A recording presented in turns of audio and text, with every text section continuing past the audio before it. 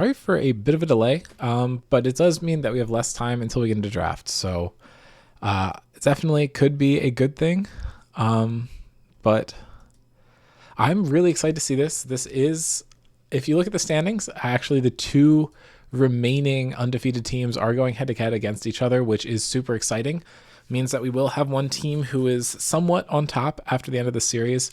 Although I do believe if Snarkify gets the dub, they're still going to be ranked slightly lower in the standings than Rift Sharks and Project Tuesdays, just due to those two teams having played more games. But if Albert's Inferno gets the win here, that does put them in the first place position, which is a big deal. Getting to have side select throughout the entire playoffs is a big W for the team that's able to pull that off. But we will just definitely have to see how this pans out. My image slideshow. Oh, it's not set correctly. That's my bad. Give me a sec here. My MVP standings has not downloaded.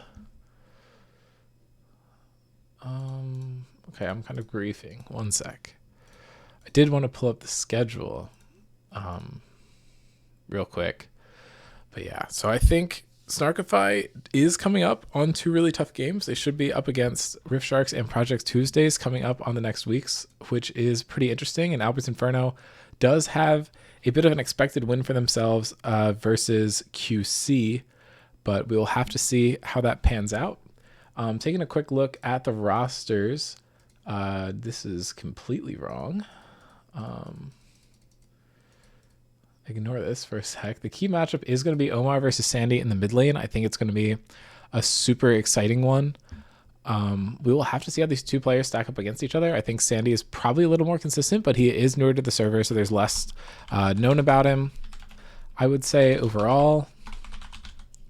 Whereas I think Omar has been around for, I don't want to get this wrong, I want to say 3, maybe 4 seasons at this point, and has been performing really well. Although he does have a negative win rate, has a much better KDA than Sandy. And I was looking through the old Scrims stats the other day with a few other people, and we did notice that Omar actually has one of the best KDAs consistently in the server, which I think is really impressive, at least through the team format, and I think signups as well.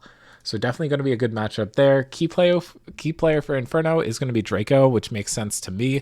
I was talking on the podcast about how I think Draco's ability to find really good counter picks on support is going to be really useful.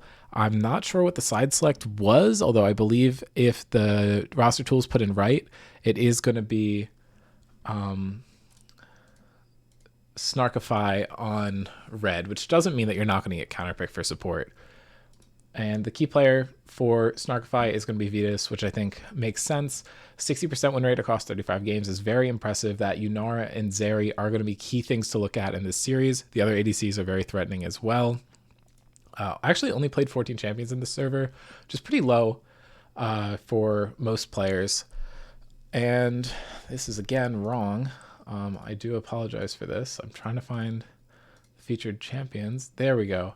So Canuck, actually, that Varus is the one to watch. I don't expect it to come through here, but it would be really good in Nakage's pool. Albert and Hero actually is the one in. It's the Hero Lelouch roster for this team. So we might get to see a Lee Sin ban. We might see a Mumu ban as well. Lilia has been a good pick for Albert in the series too. I think mid lane is going to be the most exciting, although Rift and Draco put on a really solid performance in their last series, so that could be a lane to watch as well. You see Rift's 23 KDA on the Sivir has been performing super well so far this season. I think only got the one series in, but did get an MVP, which is super impressive. The draft should be starting soon. We've hit the right time for it, but it hasn't actually started. But looking back at Vetus, does have that 5-2 Zeri record. Sandy 4-3 on the Victor. I'm surprised that Sandy's best champion's only 4-3, but the Akali is something I expect to see banned, or we could see it first picked for Omar. It's probably the most contested pick in this draft that I can think of. Besides potentially some ADCs, I think Sivir and Varus could be pretty high prio. Kage, I think, is just going to be a kind of rock for this team, so I'm not expecting too much drama to be going on in the top lane unless Canuck's really able to break it open. But I think most of Canuck's impact will be across the map, more so than directly getting a bunch of kills onto Kage.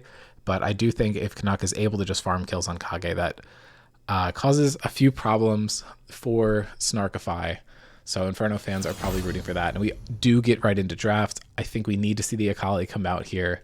The Lee Sin, I think, is a good touch as well. There's a few other picks for Sandy that you could look at. I think the Fizz is decently high prio, and obviously the Yunara and Zeri are big ones. For Vetus, everything else I feel like you can probably let through as Inferno. Going over to Snarkify's side, I think they have a lot open, but the Lee Sin is just going to be the first ban. I think it is a lot harder to do your bans into Inferno than it is to Snarkify, but they are going to start off with the Amumu. I think it's a really smart choice. I believe we're going to see that banned out for the rest of the series. I don't expect it to get taken out as the first ban in the first game and not continue to see that prio on it.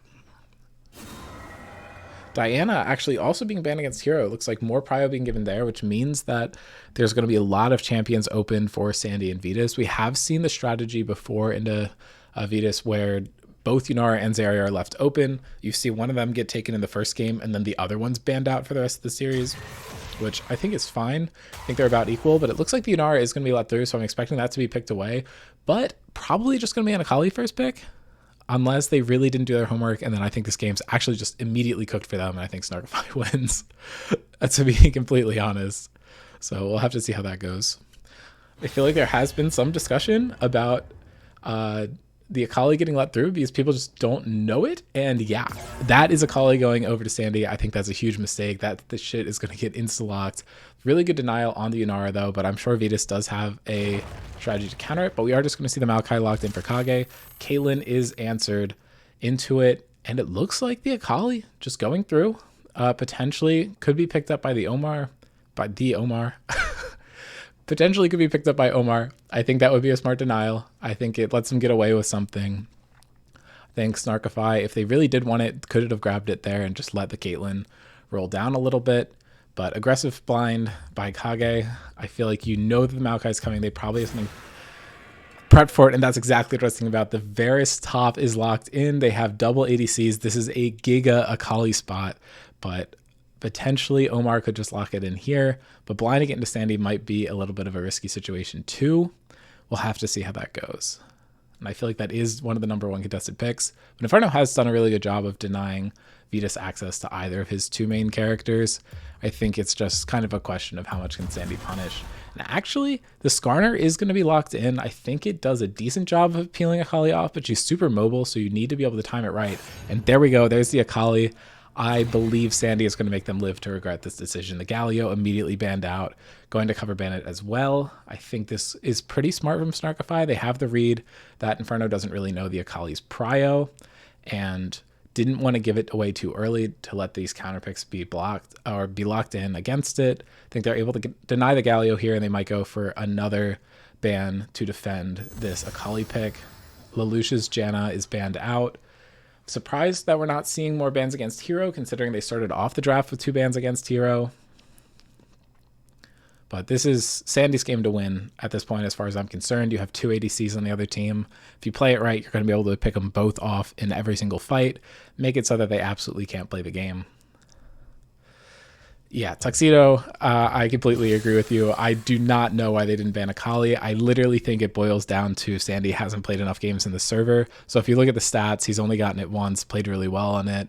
And seeing how many times it's banned doesn't necessarily clue you into the fact that he's been completely banned off of it. But I don't know. Some people do not do their research.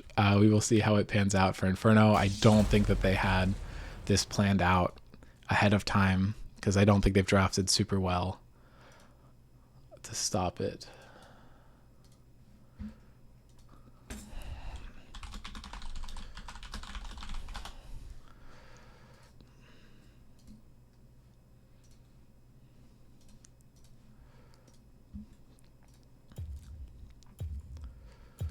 Okay, Xin is locked in for Hero. I think that is a really good comfort champion for him. I think that they did a decent job getting a lot of bans sent out that way, but actually not taking out the Xin Zhao. The Jarvan, Diana, Lee Sin all removed, I think is smart, but did not deny that one. And then Milio, Lissandra immediately locked in. Lissandra, I think, is a really good answer into the Akali, but the Milio is another squishy target for the Akali to take out.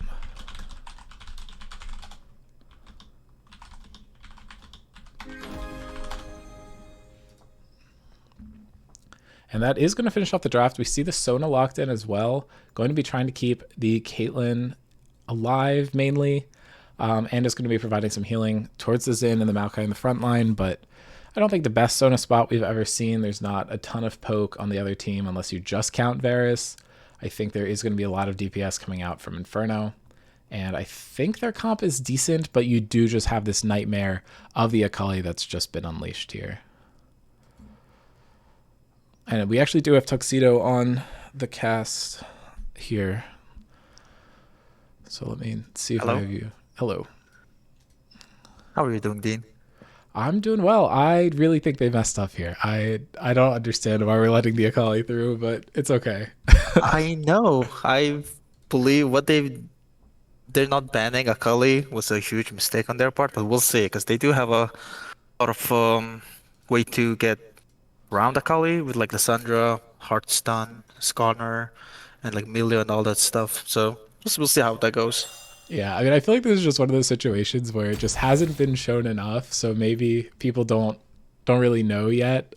I don't know. If you look at the stats, Sandy has played 35 games, has picked Akali once, and Akali has been banned against him 34 times. I don't know if we did the research there. Silas and Syndra have also been banned in game season 19 times. Not something we'll see coming through this game, but could be something that pops up in the future. Victor was his highlighted champion, and Victor and Rise are both 4 and 3 for him in the server. So those are probably the ones people know more about because they've been picked more. But we'll see if the Akali passes the test here, and I really think it's going to. Indeed. Sandy definitely has a lot of champions up his belt that he can play. You talked about his Victor, Rise. I think I know he plays his Vlad. He plays Echo as well. I heard he has been picking up Echo this season now. Yeah, but yeah, I've been witness to some of the Echo terrorism he's put forward. Oh yeah, definitely. But yeah, I think people just started banning Akali after one pick. So I feel like that says a lot of. I actually was in the game where he got to play Akali, and it was like 25 games in. Like it had been banned out every single game for a really long time, and someone finally didn't notice and let it through. And then no one ever made the mistake again. You definitely see it the other way sometimes, but actually looking at the past performance here, I do want to point out another champion that's been pretty much permabanned was Canucks Varus. So getting to see that, especially into a tank matchup, is really exciting. But actually Kage's featured champion was the Maokai too, so we get to see both top laners on kind of like their signature champions here, which is always fun. Albert's 8 and 14 on Skarner, but I think that undersells how good he is on the champ. So that jungle matchup should be fun too, but obviously Sandy having that 10 KDA on his one Akali game is kind of scary. The big shocker for me though is that both Rift and Vitus are first timing champions in Scrims and bot lane. I'm sure both of them have played Yunara and Caitlyn before, but we get to see it on the Scrim stream for the first time right now, which is pretty fun. The first time this new champions on the tournament style. But yeah, I'm looking forward to it. And I think I played against Canuck, and I banned Varus every single time. Yeah, so, I remember that. I don't. We'll see how this goes. Varus versus Maokai. Maybe it'll go horribly, and you'll like regret having banned it, but who knows? Yeah, Rift and Draco played super well in the last series that they played in for Inferno, so I'm excited to see how they stack up to Snark and Lelouch. I think Snark is probably the better ADC, but Draco has been really tearing it up in the bot lane, and I feel like enables anyone who's playing with her to play super well, so I think that could definitely even this out a bit. Definitely. Yeah, Omar's in a bit of a tough spot here, walking a little bit up into the Akali, but she doesn't have E, so I don't think she's really a threat to get too much done level 1. Yeah, Akali's level 1 is not that strong with how the energy is used, because you can only just like 2 Qs and then you're out of energy. Yeah, I feel like if you have the E, that gives you more damage, because you can just double proc it, and the electrocute will hit if you get the auto through. Also, the amount of damage that E2 does base is like illegal. But there's no way you want to do that because it just fucks your level 1. Oh yeah, definitely. I'm surprised Sandy went teleport instead of Ignite, because I've played with Sandy a few times, and every time he does plays a Gully, he picks Ignite up and tries to pressure and tries to play for the kill rather than a more slow, a strategic approach where you're just in a farm up and just try to get level 6 and get a kill. Yeah, I think it's probably just respect given over to the Lissandra pick. I think it's a little harder to kill her than it is some other champions, but I'm surprised as well. I feel like he would look to push his advantage more in this game, but Rift is just getting completely poked out of the lane. I think this Caitlyn counter pick was really smart by Snarkify yes. here. We'll see how it scales up in the game, and I mean, obviously if this does end up being a game where they just get torn apart by Akali and nothing else matters, at least you're doing a good job of denying the Inara away, so I don't really hate the bot lane setup for Inferno, but if Snark is a huge lead, then you're dealing with the Akali and the Caitlyn, which is no fun. Okay, I'm like having a stroke. I don't know why it keeps switching between top and bottom.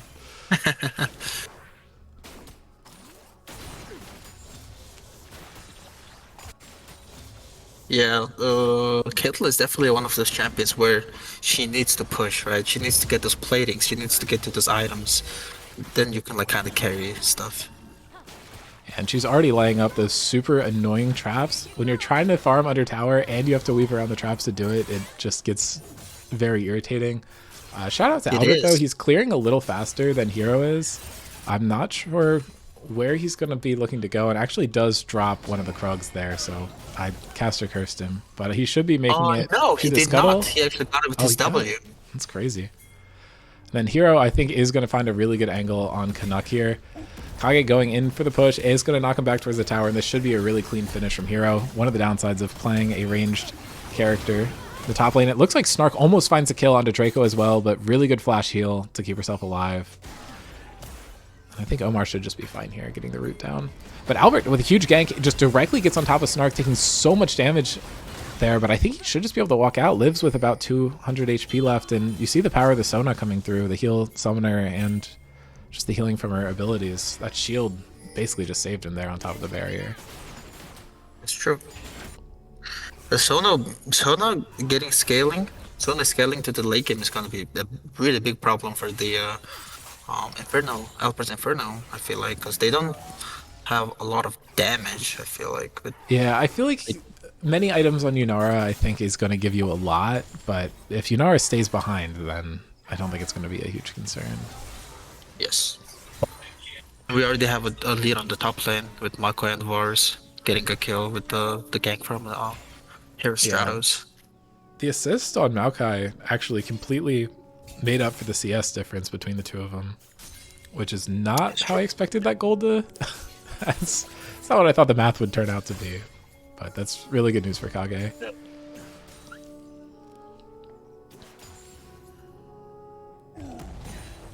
Yeah, I think it was just like a bit of an oversight from Canuck because he didn't have a ward down in Pixel on pretty much the gank timer you'd expect from Xin Zhao. I don't think that was really a sneaky gank or anything. He just got caught exactly when you'd expect to be.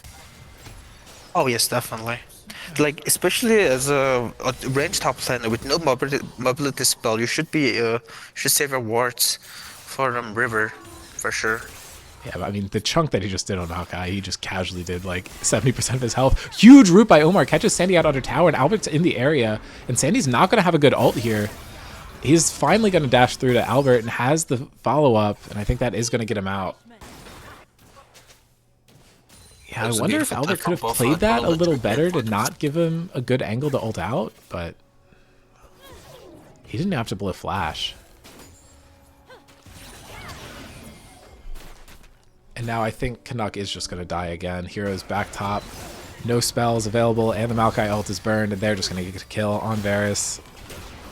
Hey, the Akali pick might not matter. If they're able to win both side lanes too, I think might just be cooked.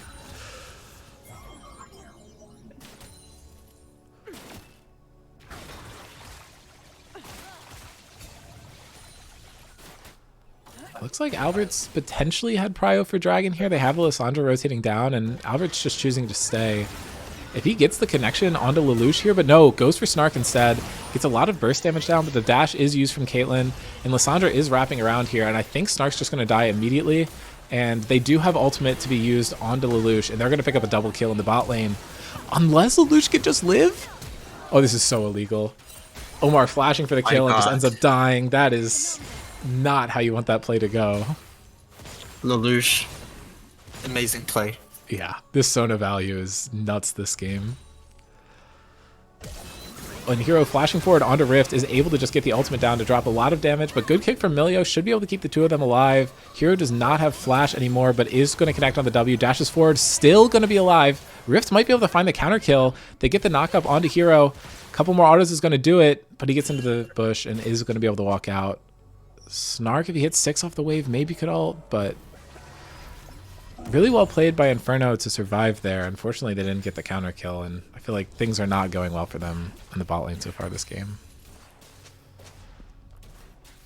It's definitely a really volatile lane, because of the nautical Pampina coming bot lane to gank and stuff. Yeah, I mean, they were able to pick up the kill onto Snark, which I think is a big deal. Shutting down the Caitlyn in the early game is going to really delay her spikes. But the Sona's proven impossible for them to deal with. Yeah. The Sona's going to be really scary in the late game. Mid game even with the kill she got. Yeah, I feel like the AP and heal power support items just make her so brutal because she's not going to be doing like a low amount of damage either if she connects with the Q and the power cord. Yeah. I feel like the strongest point of Sona is his W. Yeah, Lelouch moving forward, looking to kind of cancel out the trade there. And I mean, the just passive healing is absolutely disgusting. Indeed. Yeah, it looks like Albert should be able to pick up the grubs. I think they're going to get all 3 uncontested. Heroes towards the bot side. No team has really looked to prio Dragon this game, which I find a bit surprising. I feel like we've seen really high Dragon prio this whole season with the top side camps. I feel like having a little less value since everyone can do more damage to towers, so grubs matter a little less.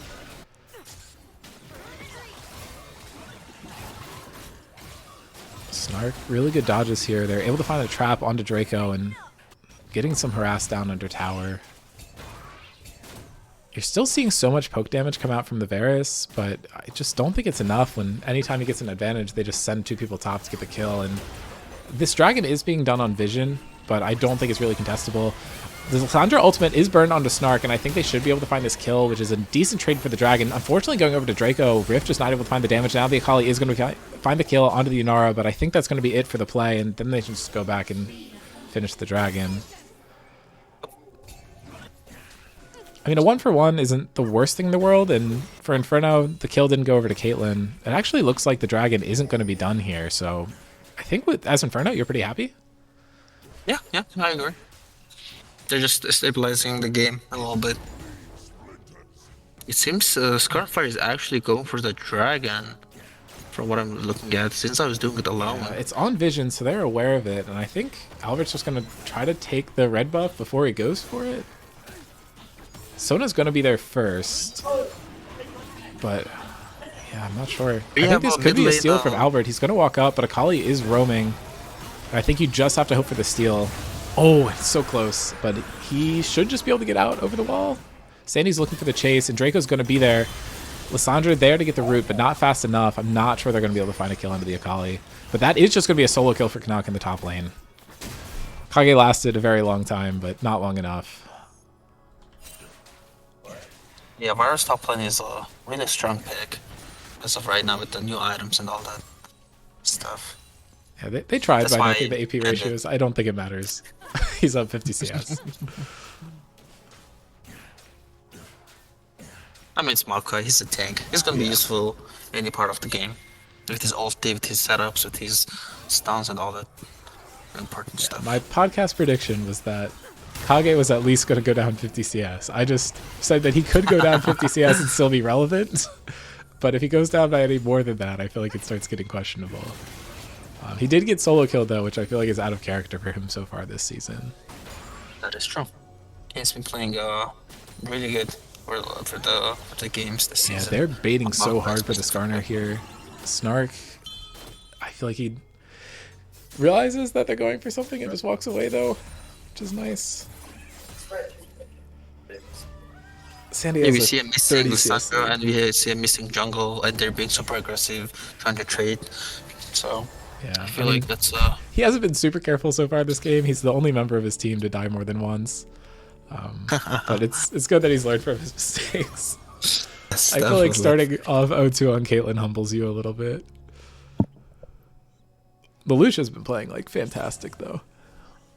Yes.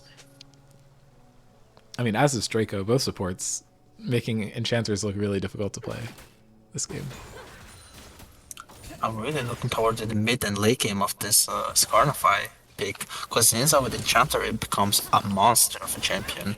You would think Zinza was early game champion, but when it gets combined with strong enchanters such as Sona, Milio, and Lulu, like Zinza just becomes a raid boss. So I wonder how the team fights are going to pan out. Yeah, I think they need to just not let Xin Zhao get any more strong at this point in the game because he's already 2-0. And I think he's found a really good pick onto Albert here. They're going to not be able to finish it though because I think it's going to be a 3v2 in favor of Inferno. But really good Xin Zhao ultimate kind of predicts that they were going to use Lissandra ult on him. And I feel like that forces them to run away.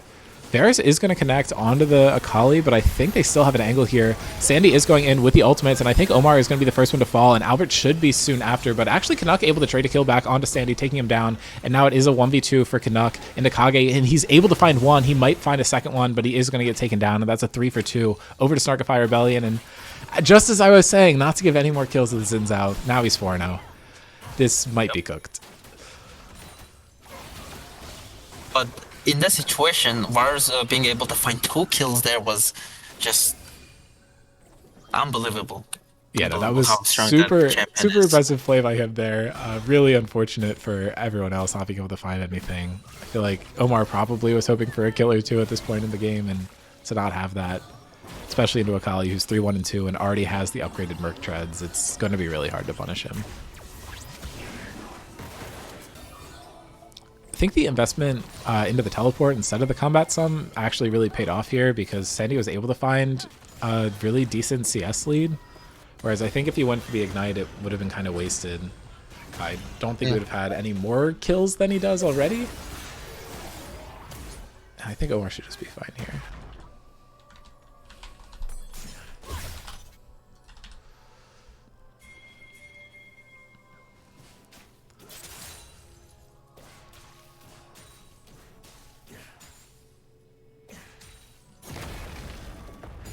So the laning phase is over. We're seeing all these different variations with coming from Snarkify, with Akali going top and Marco going bot, and Caitlyn as usual. The ADC is good mid.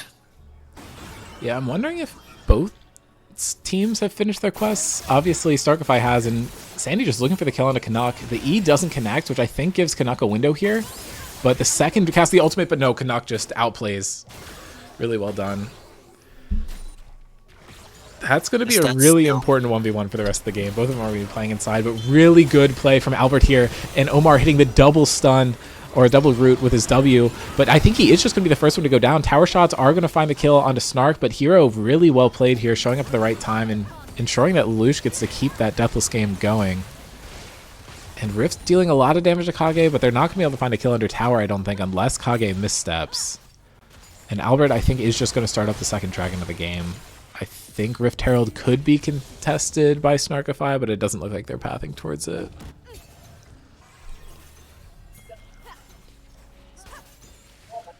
Okay, they are just going to take the objective trade. So both teams with an objective apiece here, and I don't think it's worth for Inferno to try and contest the Rift Herald. But if Canuck stays this far up in lane, he's just going to get killed. There's 3 people on the top side for Snarkify right now. Oh, but actually, this might be the kill on Akage. He's forced to flash there. He got a little too comfortable in the side lane. He still has the ultimate, so I don't think they have kill threat on him, and the fact that he just healed 500 HP with his passive. Yeah, I don't see a lot of Makois in the solo queue, but from what from seeing the games of Kage on Makoi, I feel like a lot of people should play it more. Yeah, I mean, I think Chow's another player who really prioritizes it, and as I did predict, Canuck just gets picked off in the top lane. Was being a little greedy, I think, as he has for a lot of this game. But yeah, both Kage and Chow have made Maokai look really freaking OP in the top lane this season. I do wonder if other teams are going to start picking it up. I was kind of talking about the other day how we see a lot fewer tank players in the top lane this season, but I think it could be a good pick if you have to blind. They do need to take this tower down if they want to go for the dive, but I don't think they can.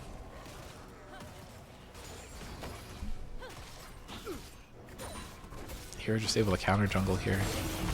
Okay, now they're looking for the all-out fight. The ultimate was burned by Maokai, but Caitlyn and Sonar are both in this fight, but Lelouch just getting pushed back into Rift, and I think they have the damage. Lelouch is going to go down, and Rift is so strong right now with the ulting Yunara, and Snark taking a bunch of damage. Now that's going down for a double kill, and I think Rift should be able to find a triple here, and that is going to put Yunara online so hard.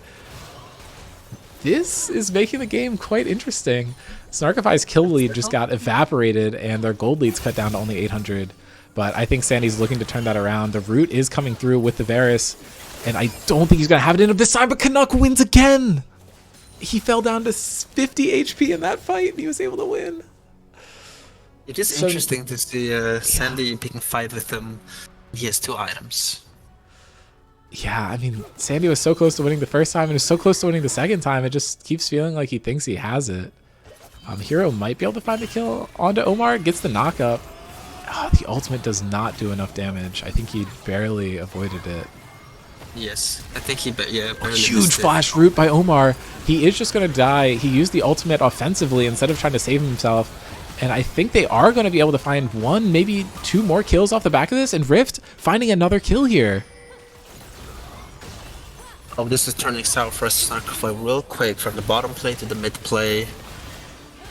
Everything seems to be falling down. Yeah, I think Rift's just been so slept on this season. I haven't heard a lot of people hyping up Rift, but with these performances in the last 3 games we've seen them in, I don't know why people have not been talking about it more. But now Sandy has entered the fight, does not have the ultimate up yet. So if they're able to kill Sandy quick, then all that combat power from the Akali is not here. Snark almost just dying from that little trade. And that forces the recall out of the Akali. Maokai ultimate is available, could really turn this fight. Lissandra's pathing towards it. Feels like she knows something could break out here.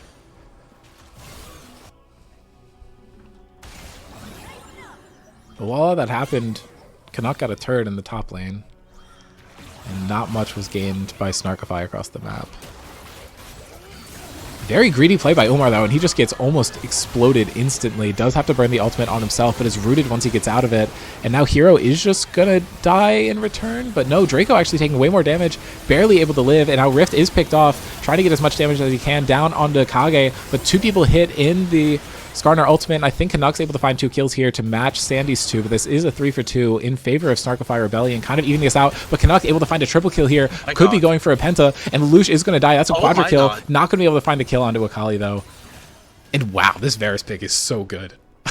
What the hell am I watching? That Varus damage is ridiculous, to say the least. Canuck is doing a really good job of pushing his lead, even after all those ganks in the early game. Yeah, and Sandy just baited him with the tower there. He knows he's going for the penta. He gets a fucking pentakill on top lane Varus at 20 minutes. What the fuck? I mean, I guess they knew what they were doing, giving the Akali over. He knows that he's going to be winning the 1v1 with Varus. I think that's a bold assumption for me to make, but it's possible. That's 3 times in a row now that Sandy's tried to win the 1v1 and lost. I feel like the more times that happens, the less likely you are to win it the next time. But that's a 3-item Varus. I guess that's the champion you need to ban more so than the Akali. I wouldn't have expected that. Yeah, Varus come to this team fight. So yeah, he's here already. The TP is coming out from Akali, but Rift is just completely untouched this entire fight. I think they're able to find the kill onto Albert first, so that is no smite, and they're not able to get any kills in return. Omar ulting himself, but Snark's down to basically no HP. So was Kage. They were able to get the dragon. They just need to get out at this point, and I think they're going to be able to do it. So unfortunate for Inferno that their jungler died, but you're so happy where you are at this point in the game if you're Inferno.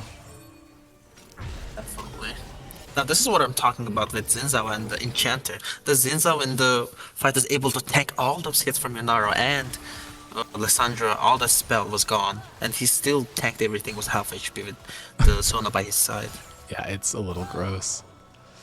I feel like that's one of those plays where, like, if Rift had died, he would have seen that he did, like, 5,000 damage to the Xin Zhao, and you're just wondering how that's even possible. Yeah, definitely.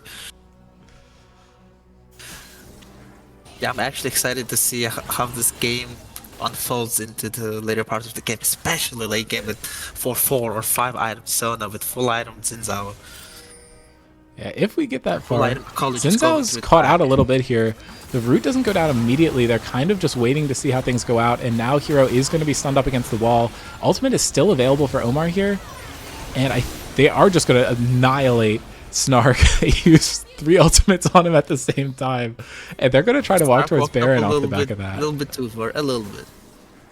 Hey, I mean, if you just think that getting that one pick is going to win you the Nash, which I think it does, I think you're fine blowing all those ults. Who cares? Definitely. Because Varus is going to Man, eat this thing man, alive. is definitely a big thing. Yeah, Omar, really good E to get himself into the pit, but now Sandy looking over the wall is going to tag the Nash. Hero going to look over the wall for the steal, and it is going to go over to Albert. Really clutch, and Hero just immediately gets taken down. I don't hate that at Snarkify. You only lose 1 member, but that is going to be Rift Herald, or Rift Herald. Baron Nash are going over to Inferno, and they're up like 4k gold right now. Staying on the map, only Albert resetting. So they're keeping their tempo up and really trying to pressure this top lane especially. Omar walking forward, has the ultimate available. Just taking a tower shot. They're trying to make sure that they can get this top tower while still laying down a lot of pressure on mid. Hero's dead for another 10 seconds. Looks like Snarkify's going on a play for mid. They're trying to get numbers, do 4 for 3, but they just don't really have the engage coming out. Maokai ultimate is available, but they're going to wrap around and find him. They already had to send Akali top lane to match, so this is just both bot lanes versus, I mean, a tank on both teams. The same tank. Here just goes in, but immediately gets kicked out by Draco. Just flashes in retaliation, but the dash away is so powerful, and Lelouch, I think, is going to go down first, not staying alive to keep the rest of her team alive too, and Hero is going to be the second one to fall here, but they're able to take out Rift, and I think that's so much damage lost. Varus is not in this fight, and Draco taken out as well, and that's a 3 for 2 to Snarkify. Varus could look to clean up the pieces here, but Albert's running away with his tails tucked between his legs. That looked like it was really good for Inferno when they took down Lelouch right away, but I think Hero's value in that fight was just way too high.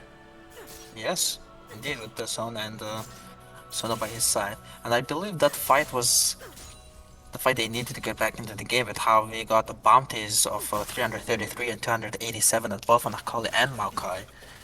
Yeah, they closed the So gap by they're about gonna get 1,000, but I think the bigger deal is they were able to stop Baron on 3 members, and I think they limited him to only getting 1 tower, and I think they get... I forget if that tower was alive, but... I don't know. Tower on the bottom was not alive. They got it in one. Okay.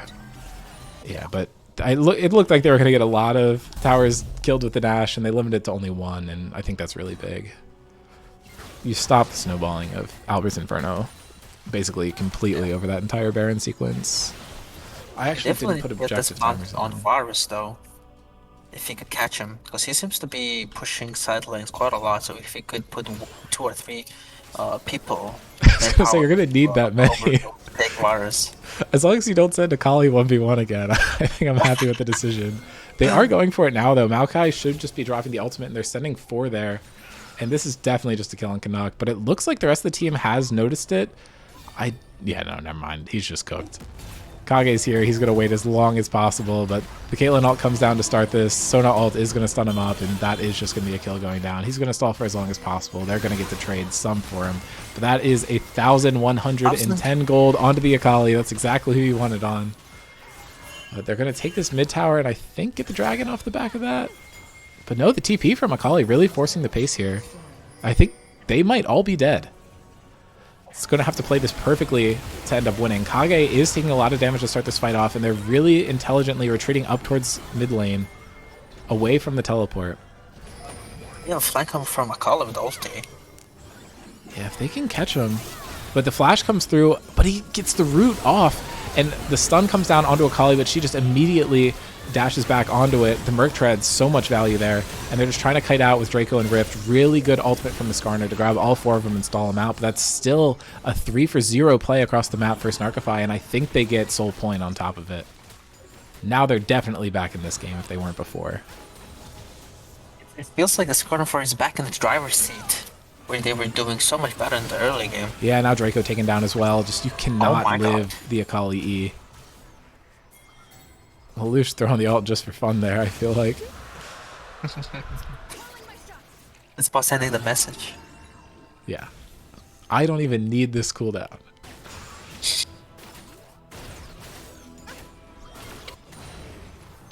Yeah, I would assume Sana would probably have all her passive stacks, 120, all of it. Yeah, almost certainly. Yeah, she does.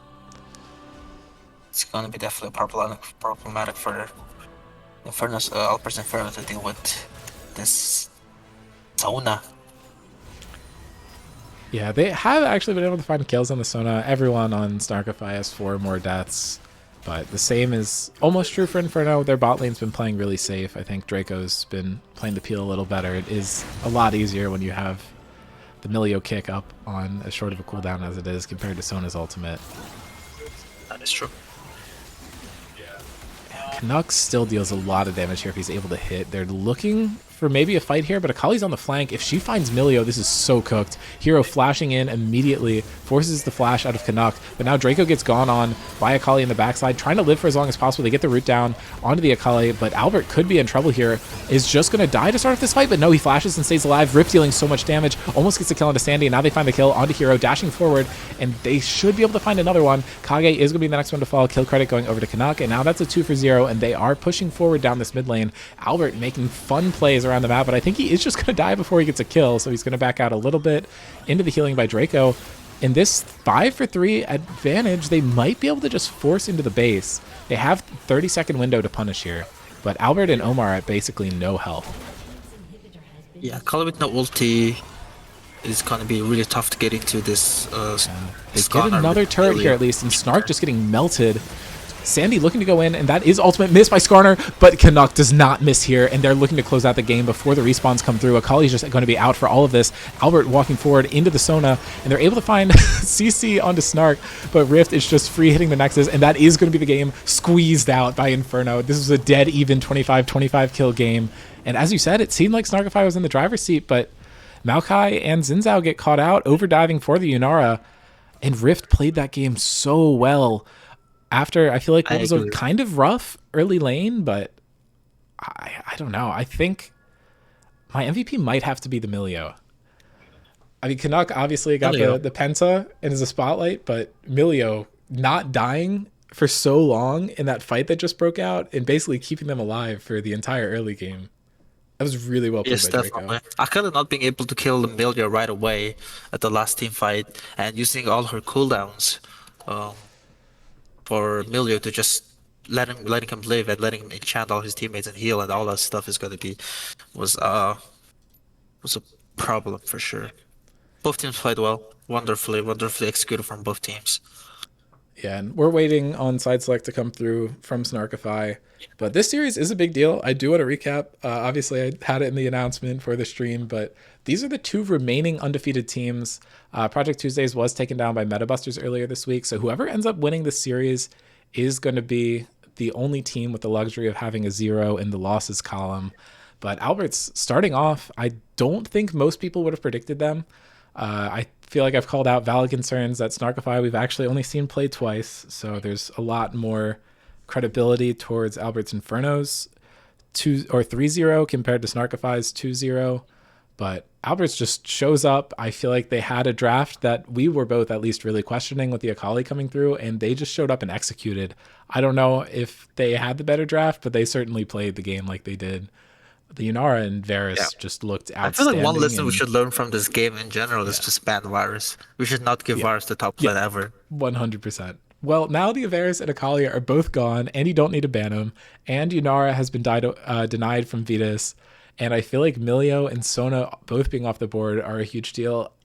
And just, I mean, really just add anything that we see on the screen right here as huge denials for the rest of the series with Fearless.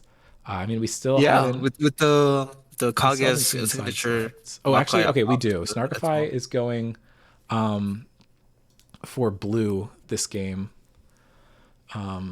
So they're looking to first pick something away.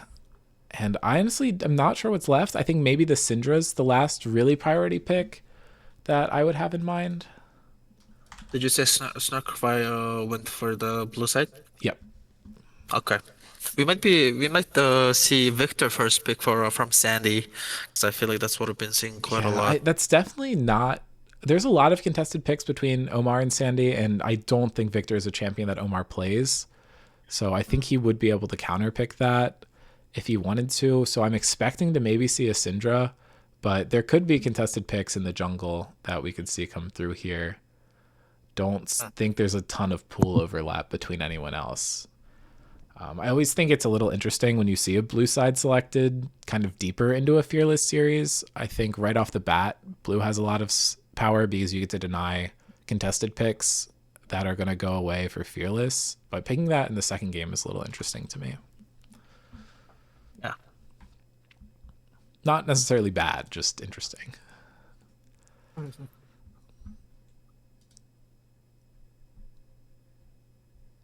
You do think mid's going to be the first pick, though, for sure? Yeah, yeah. I think Sandy is gonna be picking first mid lane. Personally, from how I've interacted with the guy. He's my friend, so and he loves picking Victor first. Okay. Yeah, I And just he's wonder learned because their strategy this and game was to pick him third and then immediately cover ban his champion. So that would be a little bit of a departure there. But if he's confident enough on the pick, then I definitely want to see that happen. I mean, if Sandy goes for B3, wouldn't they be able to counter with R3 Oh, in yeah, the no, mid I lane? know. I'm just saying if Oh, the okay. strategy was to get him first pick, it's kind of different from what they'd been doing earlier. Yeah. But yeah, I mean, it is his champion to watch per the stats. I think he has the same record on that and Rise, but a little bit of a better KDA on the Victor. Not that I think that really makes a big deal. I think Syndra's also something to look out for, as is Silas. We've seen both of those banned a ton. I expect to see a Moo banned away again, as with the Lee Sin and the Zeri. Maybe we don't see Diana banned against Hero. I think that's probably the least important bans of the ones that we saw in the last game. I honestly forget what else they banned against Inferno last game. I was just so focused on the fact that Akali went through, I like stopped paying attention. Okay, it was Dr. Yeah. Mundo and Garen. So the fact that both of those were higher priority bans than the Varus is a little interesting to me. But given that that was true, I expect both those bans to go through again. Unless maybe they're trying to blind one of those. Or maybe blind the Amumu.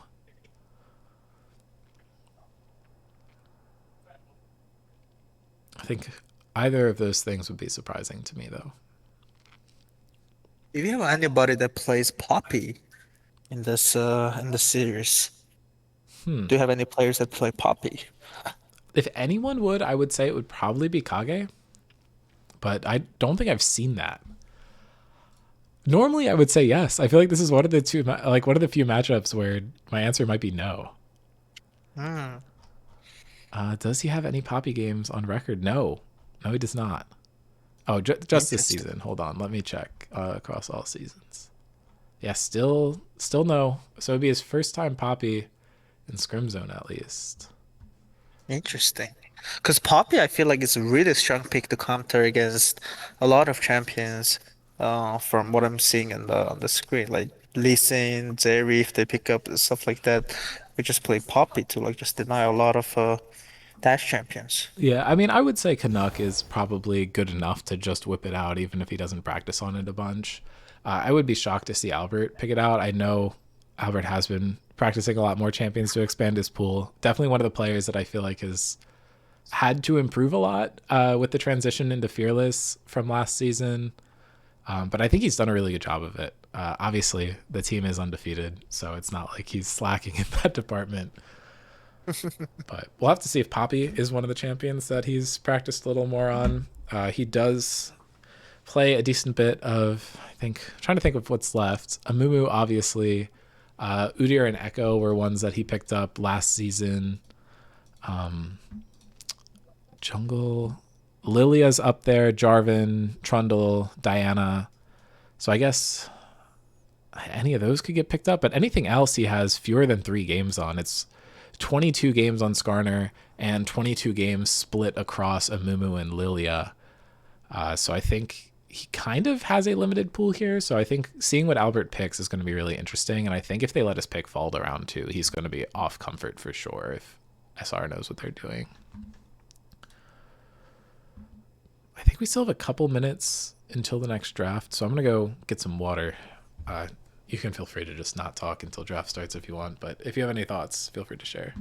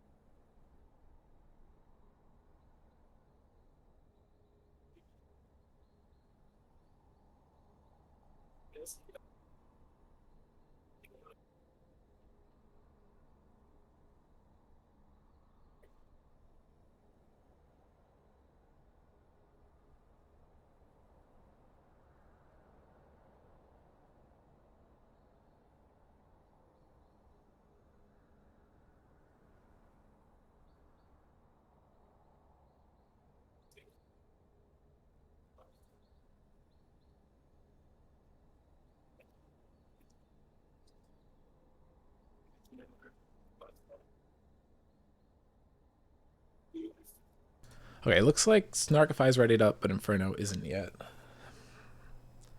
Yeah.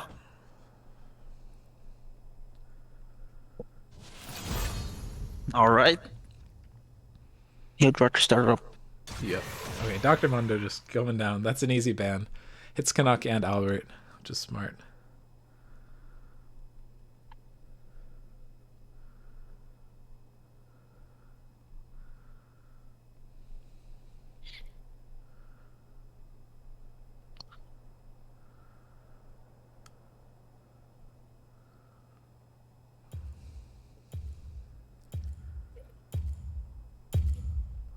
Okay, and they're just sticking to Lee Sin. I'd probably expect these bans to be the same on both sides. Amumu coming through again. Not super surprising. Yep. Zeri going over for Inferno. So this should be Garen, and then this should be... Actually, it's going to be Syndra. Okay, so they had the same read I did, that they were going to blue side for the Syndra first pick, but Diana's also contested. Obviously, banned against Hero last game, and we saw it in Albert's pool when we were looking through it, but this is just going to be a first pick Aurora, probably for Sandy. So, yeah, good call by you that he's just going to first pick. We'll see what Inferno counters with. The Lissandra isn't on the table, and that is one of the better counters into it, I feel like, but Honestly, I do not know Aurora matchups. That champion just makes me tilt. I think Aurora has just no bad matchup in general. Yeah, I think you might be right. We've seen Xerath picked against it in recent series, and I think that did decently in lane. This is the Flex Echo. I think that's one of the better picks that Inferno has in their pocket. That could be into the Mm. Aurora, but it could just go jungle too.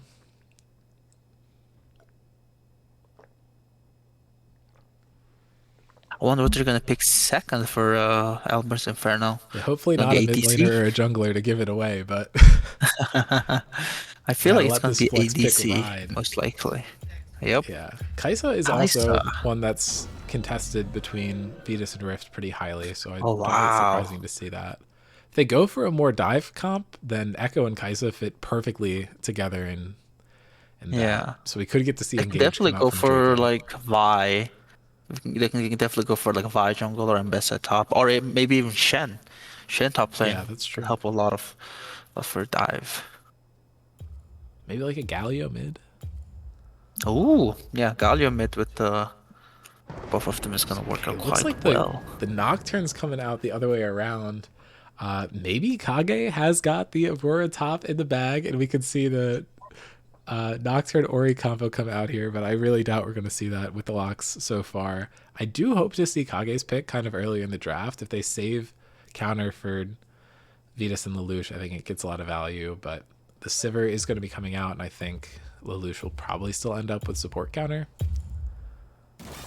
It's going to be a Jinx instead. Oh, they changed it last minute to Jinx. This is really interesting Yeah, comp. With the specifically Jinx, we have Nocturne. I feel like does not really fit well with the front to back, which Jinx likes to play. hey, The maybe the you comp just style hope that Jinx likes Jinx to can play. hit the rocket when you go in on somebody. But yeah, I agree with you. Not the Oh, most Kaisa. synergistic. Wow, this is really interesting. Yeah, it's not a super common combo, but I feel like it gives you a lot of poke in the early game. And especially into Jinx, I feel like having the shield for her AoE autos is pretty helpful. Oh, Snarkify banning set makes me feel like they are gonna play a super tank in the top lane. Maybe Ornn, maybe Sion. Because Kage Yeah, himself that's is a tank player, yes? yeah, I If was I gonna if I say I feel remember like if correctly. Kage played anything but a tank, I'd be really surprised. So those are just probably good bans overall into his pool. That looks like it's probably prepping for an Ornn or a Cho'Gath, if I had to guess specifically. I think Sion's one of the ones that if you play it right, you can get around to set, but maybe that's a hot take. This is just going to be the Oh Jarvan locked in. They know that no, they forgot Jinx to is ban the immobile, but Lulu Jinx. yeah. I Oh, mean, I that is gonna think be. Janna and Soraka are much more comfort for Lelouch, but the Lulu is going to be absolutely crippling for Echo. And it's, yeah, as you said, just so OP with the Jinx. Yeah, even with like Echo, yeah, Echo, Kaisa, Jarvan, I feel like they're trying to lean more towards like divey comps, right? Like Kaisa, we have Echo, we have J4, and J4 is Yeah. usually really good against the immobile champions with Jinxes, and they can just go for ulti on Jinx into just EQ into the back line and just let Echo and the Kaisa deal with it. Yeah, I mean, I honestly think the Janna and Soraka bans are really good for that reason. It's just tough. There's so many enchanters that make your life difficult when you're trying to dive. But yeah, as I said, Ornn, I feel like fairly telegraphed pick given the bans. But Canuck does have R5 counter, and We're gonna we've be seen that seeing that guy can Gwen. definitely turn the game around. That could be good. I think there's a I lot feel that we like could see come out here. I I feel like kind of needs to pick AD though, because I feel like there's a lot of AP damage in the top lane. Trundle? Oh, Trundle. Ah, That's not what I would have expected. There's definitely an upside on it into the Ornn, but that's kind of the only person you're ever going to get value out of ulting this game. yeah, yeah. I feel like the Elmer's in front is playing more for 4-1 and just let Trundle go side lane. Yeah. Because I don't think Ornn can deal with Trundle side lane personally. Yeah, I mean, I guess Aurora's probably going to take a decently long time to kill him too, if he's able to get kind of tanky.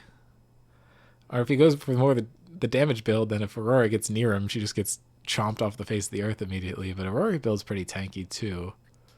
I'm I'm actually really excited assuming for this game. part of the reasoning for the Aurora first pick was to deny it from Canuck because, I mean, he had that crazy Aurora game in the series against y'all. So I think that's been on people's radar. Yep.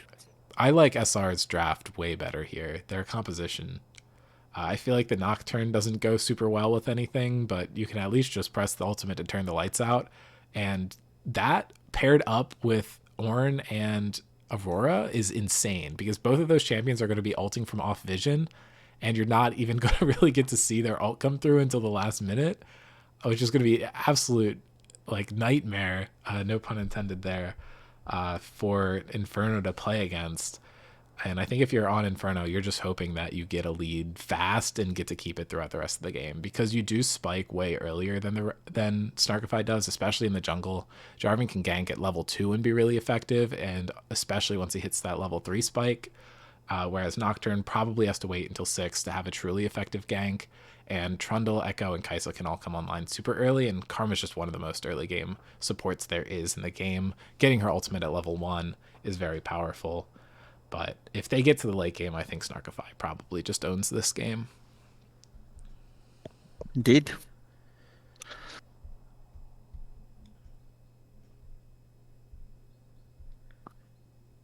I am I quite have excited to one watch this. really concerning take from Inferno, Alberta's Inferno is they don't have a lot of range. They're lacking in a lot of range compared to Snarkify, where they have Jinx, they have Lulu, they have Aurora. I feel like they can just kind of kite around with a lot of things and have Ornn just tank everything that they throw at him. Yeah, I think they are definitely banking on the Trundle pillar to make up for their lack of range. If you're able to hit a good one, slow them all down, he just presses his W and sprints at you. You having a lot more range doesn't matter that much, especially with the lack of mobility that we've seen, that we've kind of already talked about with the Jinx. The problem is stopping Aurora from moving is going to be really difficult. So I'm not sure how well that's going to pan out for them. Yep, Aurora's just gonna be moving in and out of the fight like, as always, like a magician, you know. She has invis, she has dash, she has long range poke, she has a big AoE ulti. Aurora has everything. And in the later stages of the game, where she gets a lot of ability haste, she's gonna be spamming the spells off cooldown and just be doing a lot of damage. Yeah, I'd find her quite scary when she has like one item. I hate seeing her get much more than that. Yep, she just does QE and half her HP is gone with electrocute. Yeah, and I don't know if we've seen Sandy whip out the Aurora on stage, but we've at least scrimmed against it, and I feel like we've probably gotten to see it in the Frostbite preseason tournament, where it has looked absolutely disgusting. I'm really not looking forward to having to watch this thing again. It's kind of disgusting.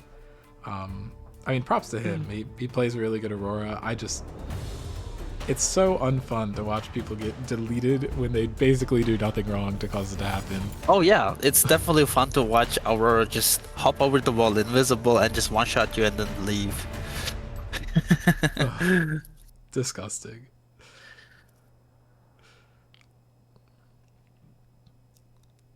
But yeah, I mean, I would say Albert's Inferno is going to need to have a significant lead in the early game for this game to be in their favor. So we'll see if they're able to make that happen. I think they have a good comp to be able to do it, but the threshold of execution on that, especially when you have that pressure to feel like you have to make plays and get ahead, can sometimes get to you and make that a little harder to do than normal. Well, we're actually in game already. I wonder if they didn't have spectator delay on for this series. I feel like we're not waiting as long as we normally have to.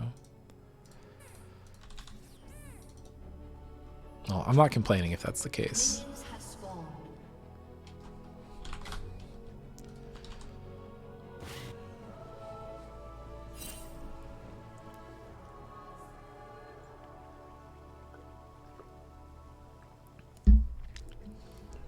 I feel like Riot has successfully killed invades. I don't think we've had any level 1 action in any series so far this season.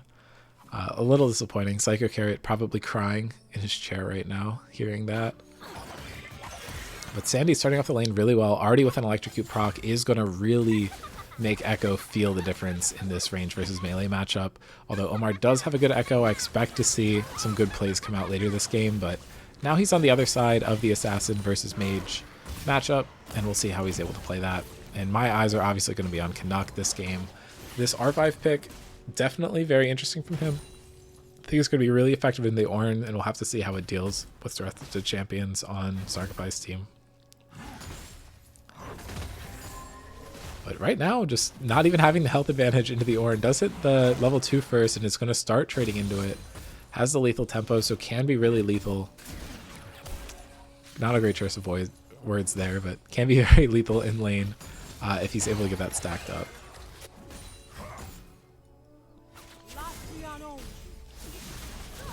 And Draco already getting a lot of decent poke down onto Snark, making this lane a little hard.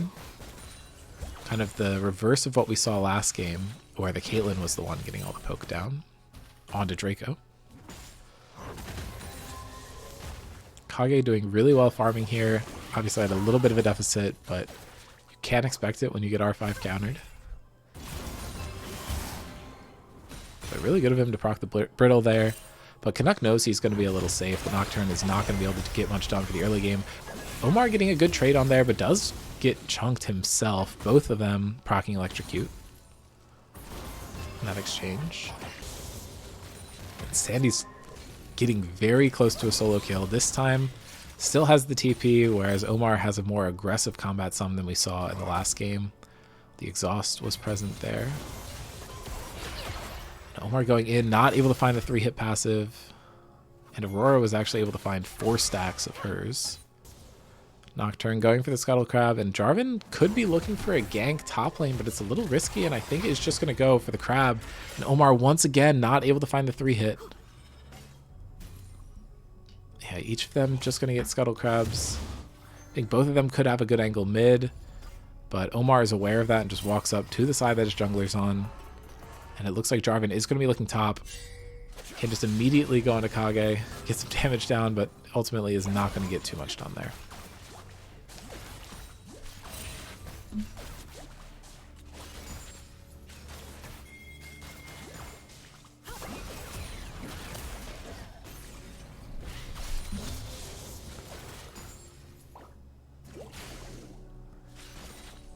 Rift is going to have a bit of a CS advantage in this lane so far, which I think is a little expected. Kai'Sa is a little stronger in the early game than Jinx is, especially before first base. But now Canuck looking to find some damage onto Kage, drops the pillar down, just walking forward, should be able to find a kill if he burns Flash. We missed out on some action in the mid lane. Looks like Ignite was exchanged for Flash, and actually that is going to be first blood going down to Trundle, the last tick of Ignite, able to find that. And yeah, Omar had almost forced the kill onto Aurora, forces the back out of Sandy, and is now going to get some pretty aggressive vision. And this early game lead that Alberts was hoping for has solidified here. So much damage going down to Lelouch. If this tether hits, that could be a kill, and it does go through, but the TP is coming from behind, and the Polymorph has gone down into Rift, has double summons available, is going to try to use them to peel out here. Heal coming through from Karma as well, and I don't think Kage is going to be able to find anything. Good sidestep from the Kai'Sa, but uses the barrier just in case that was going to connect. Now does not have it, but Ornn wasting so much time burning the TP down towards bot side, is going to have to walk all the way up, and Trundle's going to get so much out of this. The dragon is going to be up in about 5 seconds. Maybe they could look to pressure that, but Ornn doesn't have ultimate, which is going to be a huge power gap. At least the wave was in a good spot for him there, but I think Trundle's going to be able to get it pushed in and get a lot of damage down into this tower. Hero is about halfway to level 6, but I don't think he's going to get it soon enough to actually look for a good punish onto anyone in this play, and they're just backing off. Draco falling down super low. They did let Rift get the base off, and now Rift is full HP. Can look for some poke down into Snark. Is going to walk forward. One more auto is going to pop the plasma, and that just completely takes out Snark's barrier. And I think Rift is just looking for the basically solo kill here. Just goes forward, is able to find it, and now the stun is going to come down into Lelouch if she didn't end up flashing it. And that's 3 summoner spells burned by SR's bot lane, and now Rift is going to have to run away. The fear does come through, and I think Hero's going to be able to find a kill here. Return kill onto the Kai'Sa. Pretty valuable. But still, so much power going over to this Kai'Sa. Jarvan is in the area topside, and no one has been able to touch this dragon. Omar at a pretty big CS deficit here, though. He's down 25. He's going to get the shield, but not much else out of that trade. And Sandy is already making his life a living hell.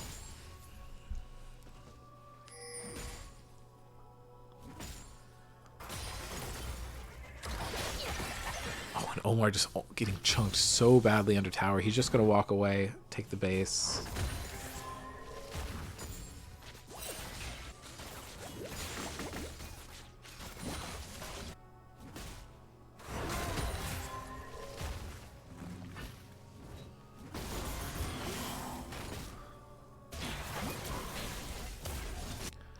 Canuck is trading decently heavily into Kage. Might be able to find something here. The ultimate is available for Kage, but looks like Canuck's just going to run him down.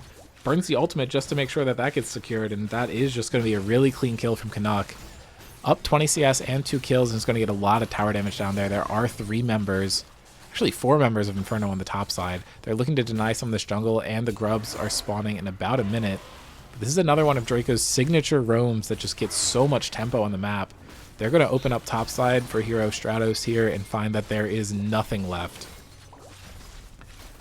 They're pinging down on the Karma, but I'm not really sure what you're going to be able to do to her. Jarvan is going to be discovered on his base, but is going to get the advantage. And Karma's just here. The fear comes out, which is going to be a big deal. If they can get to that blast plant, but that is the ultimate coming down on from Hero. And they're going to be able to find it. The Jinx Rocket just not connecting somehow, but I think Karma is going to get traded as well. So that is a 2-for-1. Omar trying to get into the fight. So they're able to kill Nocturne in his own jungle, but they actually do lose 2 for it. So that play did not pan out as they had hoped. But I love the aggressiveness of it. And it almost worked out really well.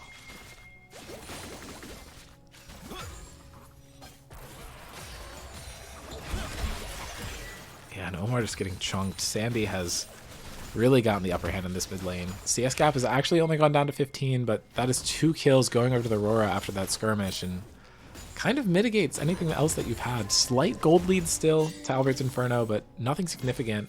And with Sandy rotating out of this fight, you are quite scared, but everything is up for the Echo, and basically nothing is up for the Aurora. Nocturne is going to be present here, but I think with 4 people committed onto this dragon, it's going to be really tough to contest it. Canuck still has a lot of prio top. They could just look for a grubs after this.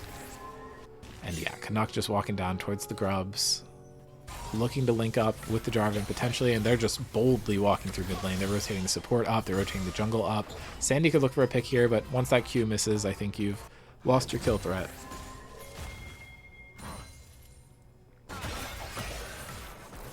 Omar just getting chunked again.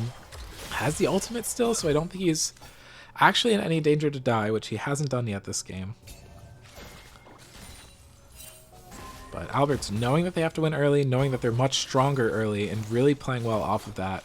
Although this huge rotate up towards top is going to have a huge toll on the tower. Rift forced to back with basically no resources left. I think they are going to be able to get bot tower first, which is going to be a nice bit of gold for them, and they are counter-invading the bot side. Actually, tower is not going down, and it's going to be Kaisa by herself walking up into Nock Lulu. This could be a really good window for them to punish here. It's not going to come through, and Canuck just running at Kage. Does get knocked up this time. And Rift able to live, but he's just going to get dove by Nocturne. Going to try and live for as long as possible. Has barrier. Does get polyed. Trying to get as much damage as possible. Ults towards Hero. And they're ramping up so much from tower, and Lelouch is going to die. He goes 1-for-1, but they are going to get the tower. I'm not sure how worth it is. Echo is looking for a play here, but he's spotted out on vision. I don't think he's getting anything here. The stun comes through, and yeah, he's just going to have to back off here, it seems like. Oh, but he goes in. He pops the 3-hit passive, walks out. That burst of speed is going to keep him away. Doesn't have to use the ult or anything.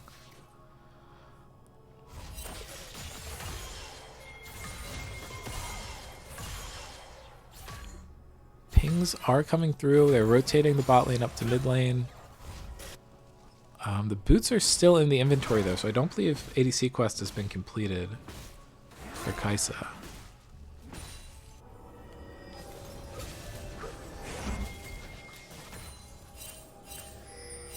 No objectives up on the map, so this is going to be a neutral state for a little bit.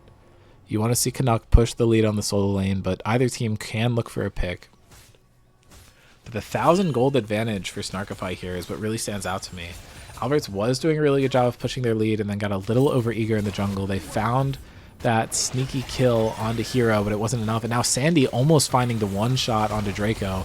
Now Omar moving forward takes so much damage, and almost, I think Omar might just die here. Has to burn the ultimate, but it's not enough to actually secure him a kill. But Albert going over the wall just drops the ultimate on the Lush, but that's an ult flash for the Lulu, and I think that's going to be enough to keep her alive. But now Omar trying to find the plan to Snark, goes in, just does not have enough damage, gets polymorphed, and that's going to let Snark reset and find a double kill in the mid lane. And Snark, who basically just did not really get to play the game last game, and now he just gets to pop off. This is looking so good for Snarkify right now. Especially now with the Nocturne follow-up, they're going to find both of the bot laners, and I think that should be one kill going over to Hero, and I think Sandy should be the one to find the second one, but no, double kill Nocturne, double kill Jinx that we just saw, and they've broken this game open. 4K gold lead. They're down objectives, but I don't really think you care at this point.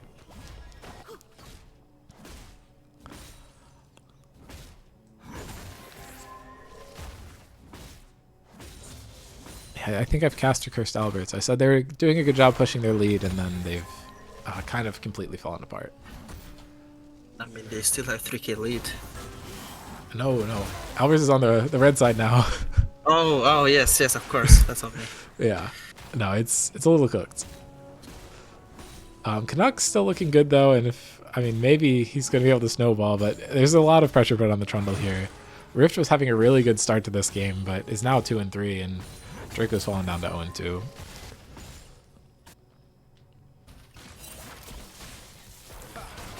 And Omar just has not been able to play the game here. The blind pick for Sandy has really been working out. Yeah, Omar just getting completely chunked. I think Canuck is going to be able to take the tower under Ornn's nose here, but Hero's available. He's going to use the pillar to block the... Oh, he doesn't have it available, and Canuck's just going to get killed by Kage. It looked like he was trying to space and use the pillar to interrupt Ornn ultimate, but it didn't look like he had the cooldown. Just gets bursted. This is a play that they're way overforcing on the ward. Yeah, I don't know how they're supposed to contest everywhere on the map. They have 3 members who are giga far ahead. Jinx, Aurora, and Nocturne are all terrifying. Yeah, there's definitely going to be a difference between the 4 in the 4-1 comp that Albert was trying to do, but I mean, as long as Trundle is ahead and can pull 2 or 3 more people on the side lanes, they will be able to win fights and get back to the game. Yeah, and then Sandy just looks at Draco wrong and takes away half her HP bar. This dragon is not contestable by Inferno. It just sucks because they have this objective set up and Trundle is not available to push his lead at all. Snarkify is smurfing this game. They played this game really well so far. Yeah, and that is going to be a kill on both of them. They walk up way too far on mid lane, did not respect the Nocturne. That's going to be on a kill on the support, and that is going to be a kill onto the ADC as well. Both going over to Snark, and now he's 5-1. With a comp that's really going to struggle to get on top of the Jinx. So she's just going to be shitting out damage. Has a call that's almost completed, too. Yeah, Jinx being 5-1, and this team comp is going to be super difficult for Alberta to deal with. And keep in mind, 2 minutes ago, she was 1-1. So she keeps getting kills at this rate. It is horrifying. Sandy going to look to burst down Albert, but actually doesn't get that much damage. Albert trying to run forward, and it looks like they have 3 people collapsing, but they've given up on the play. There could have been an angle there, but they're choosing not to burn the Jarvan ultimate. I'm surprised to see Sandy picking up belt to have more mobility. Yeah, from what I've heard, he loves Proto Belt. I feel like he builds it every game that he can. But maybe it's that's definitely for sure. Accurate.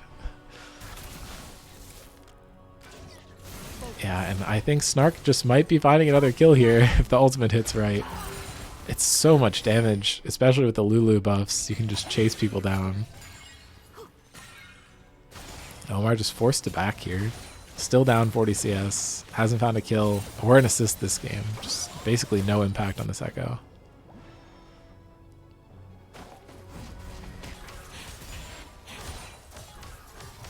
And the downside of them doing this Echo Flex thing is this game actually denies 2 champions from Albert's pool. Whereas if they just gave him the Echo, then he's only losing one. But I guess they did like the matchup into the Aurora. Canuck can find an angle here, but Nocturne is in range, so this is going to be a 1v2. And yep, there it goes. The ultimate is burned, and no Trundle Pillar ready to cancel the Ornn ultimate, and they're just going to kill Canuck. And what was the point of any of that? I don't know. This game just looks over. I genuinely do not know how Inferno gets back into it. They had to have a big lead early, and now they're down 6.5k at 16.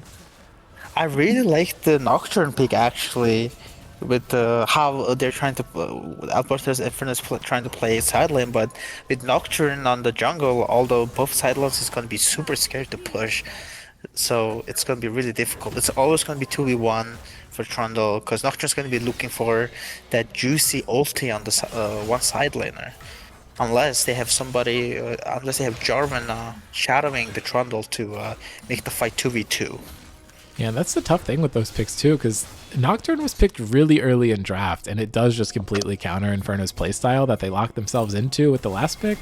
So I think maybe just some possible criticism of the end of their draft there, and Draco should just get taken out to start this fight, but they got the root down onto Sandy, and I think they might be able to just find the kill to start this off. The ultimate is used, but that is a shutdown going down to Jarvan, and Canuck is in big trouble here, just lost half his health. Draco and Rift chunked as well. Albert and Omar are the two people remaining with full health, but this should be enough to pressure off this fight, which was over nothing. So they really just picked Sandy off, burned the TP out of Kage, but Draco just walking up way too far, gets jumped on by Hero, and they're going to try and find something to counter this play, but I don't know what they're going to have, and I think they're over pushing here, and I think Jinx is going to get another kill onto the Echo and just taken out. The ultimate was pressed by Nocturne just to sow a little more chaos, and they're going to get a tower out of it. I wonder if Nocturne's going to push his Serpent's Fang, because the value on Serpent's Fang is going to be huge with Karma shields, Kai'Sa shields, Echo and Jarvan shields as well. Yeah. I think it's a really good choice. He might not need it, though. Yes, with how the game is going and how much lead do they have on Jinx and Nocturne, it's going to be... it's just not needed at this point. Yeah, I mean, Hero is just completely running this game. He has kill participation on 12 out of 14 of the kills that have gone down. No one else on his team is even close. I mean, Lelouch has 8, but I don't know, man. This might be the season of Nocturne in Scrim Zone.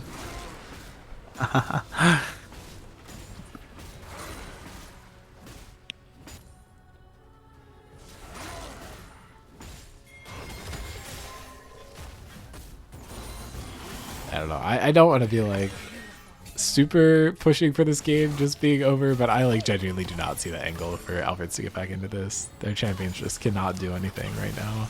Yeah. Like they just hope for a quick game ender and call it a day. I mean, that's another kill over to Snark. You have a 7-in-1 Jinx. Canuck's looking for the kill, knows that the Nocturne ult can't be there, but you can't get onto Sandy.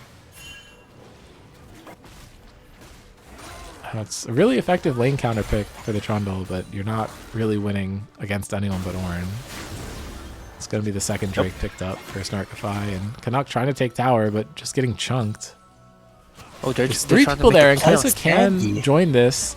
They get the tag for the passive with the pillar, but Ornn just kills him with the ultimate cast. Is going to find a kill out of Rift too, and that's 2 kills going over to Ornn. It's so cooked. The Ornn rotation at that last second was amazing. He was able to pick up 2 kills. Yeah, Trundle's dead. Or Snarkify. And the There's third no one, way. because Trundle stayed for too long. That's just been the story of the game for him. He played a really good early game and just overextended into the Nocturne 3 times in a row. And that's going to translate into Baron, and after Baron, I don't know if they have capabilities to defend the siege of Snarkify. Hey, I mean, maybe Draco steals this. I don't know. This is such like a GG go next moment. I don't know. They just need to start thinking about draft for the next game. Hero's super low, but they just dropped the near sight, so I don't... Yeah. They don't have any visions of Baron, which will not be able to facilitate any steal. I'll be honest with you, Dean. It feels like the game's going to be over in 3 minutes or so. I mean, that's what I'm hoping for. I like just don't want this to drag out for 15 minutes. We've seen that a few times this season where a team has a basically unlosable game and they just drag it out for a really long time, and then who knows what the hell happens once you hit the late game. Once everyone's full build, Yeah. things can get interesting, but Snarkify just needs to close this out so we can get our game 3. I don't even know if Trundle's going to be able to kill this Ornn. Oh, not with the TP. I think in a 1v1, if it goes long enough, he's always going to be able to get the kill, but the problem is they can rotate too fast. Like, they have 5 people topside already. He never had a chance. And Snark just last taps the tower to get the passive proc. Hero still able to deny the way the chicken, even though they're trying to collapse on him.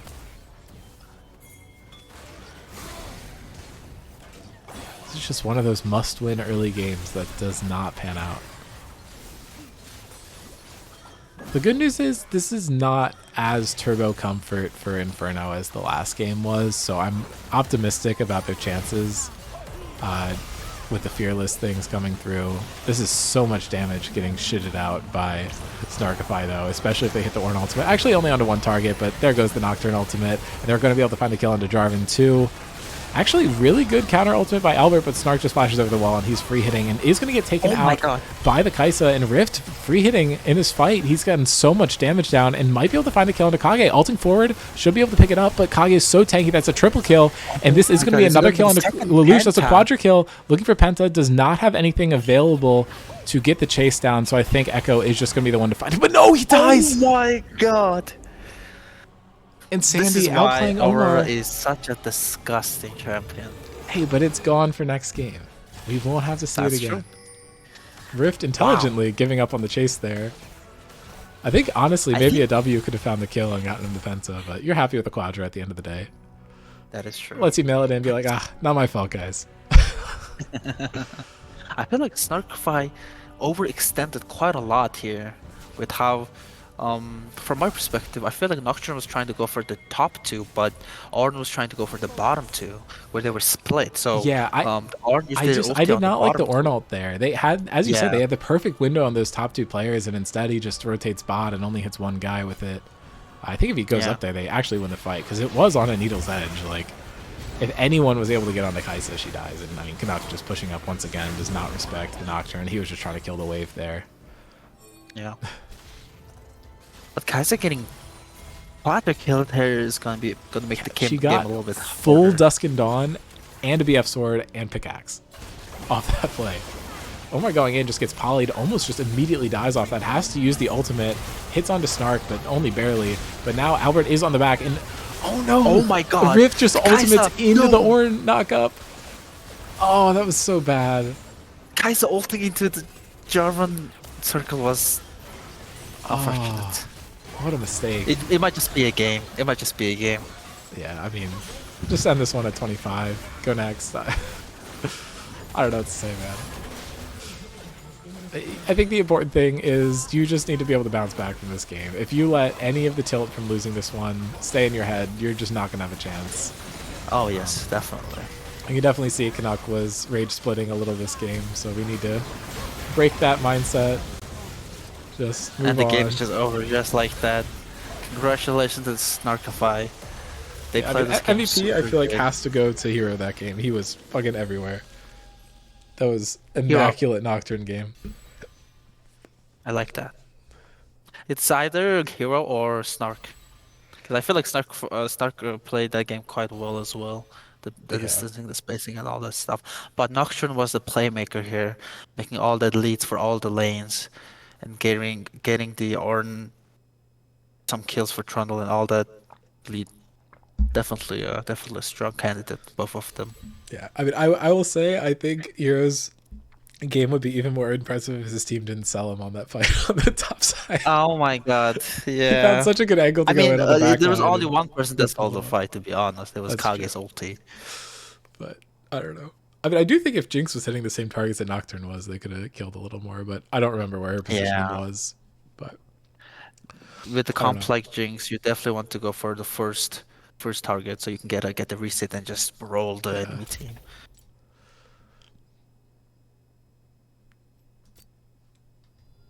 yeah, I mean, honestly, I feel like this is like the first game from Sandy. I feel like it was super impactful. That Aurora game, I mean, he did a lot of damage. He got 2 kills right at the beginning of the game that kind of killed the snowball for Alberts, but after that, he hasn't been super impactful.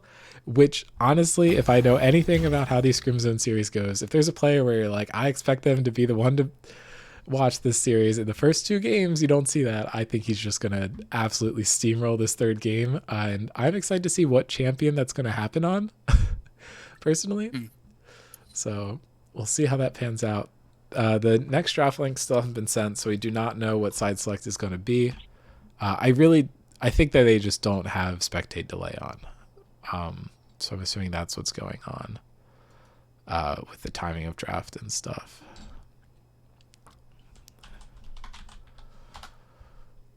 I don't know. What are your expectations? Because I feel like Snarkify won their game way more solidly than Inferno did, and I feel like it's had better drafts in both games than Inferno did. But I don't know if Yeah. that means that they're guaranteed to win, because as we've Oh already yeah. seen, they can have a better draft and still lose. So Oh yeah, definitely. With how the drafts are going for game one and game two, yes, Scarnify has definitely has an edge over Alberto's Inferno, but I feel like Snarkify has a lot of impulse plays that they do sometimes that works out and sometimes it doesn't work out.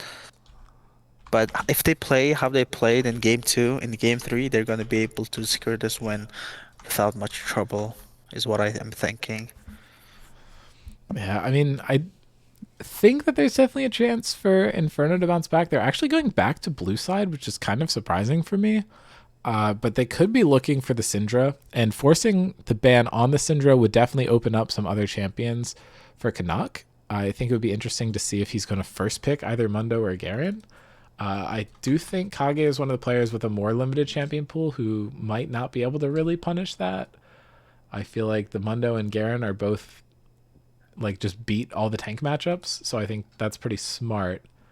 But okay, I do need to update my assets because obviously this is a little wrong with Inferno only having the only win. So give me a sec for that. Okay, should be any second. And here we go. Inferno is on blue side, and they are looking to get a 2-1 victory, and Snarkify also looking to get a 2-1 victory, trying to close it out. They do have momentum on their sides, but Inferno has side select on their side, and the blue side team has won every game so far this series. So we'll see if it plays to that again. That is true, but this is the third game where Fearless, the more the Fearless goes, the more blue side first pick strong point gets reduced. So we'll see how this goes. But if they do have a blue side pick where they want to prioritize and get that, then maybe that's the edge that Albertus and Venda need to get over Snarkify's draft, perhaps. Yeah, and I think that pick is named Syndra. The question is, do they ban to adapt it? Or honestly, I feel like Sandy might just be able to beat the Syndra. I think this is a very telegraphed pick that they're looking to first pick, considering they did ban it away from Snarkify on red side last game, and that gives Snarkify, if I check the draft timing, it gives them 2 more minutes to plan into how to beat this Syndra and just completely draft around it. I think there's a lot of champions that do very well into it. I doubt we're going to see a Tom Kench come out from Lelouch, but that is always my personal preference into the Syndra. Tom Kench just gets to eat some boba in that matchup, but I don't know. I think there's plenty of things that are anti-burst. Maybe we'll get to see the Fizz come out. I would truly hate to see that because it is just so unfun, but I really do think that's probably one of the best counters that's left up into the Syndra, and I think that would have my prophecy come true where Sandy could just completely take over a game, especially if he's able to get a pick on R3 and maybe ban out some supporter top lane picks that would make the Fizz a little hard to execute. Yeah, he truly just plays really annoying champions. We've gotten to see Akali, we've gotten to see Aurora. Why not a Fizz too? That's true. His face is scary. fishy, fishy, fishy. That's literally Sandy right there.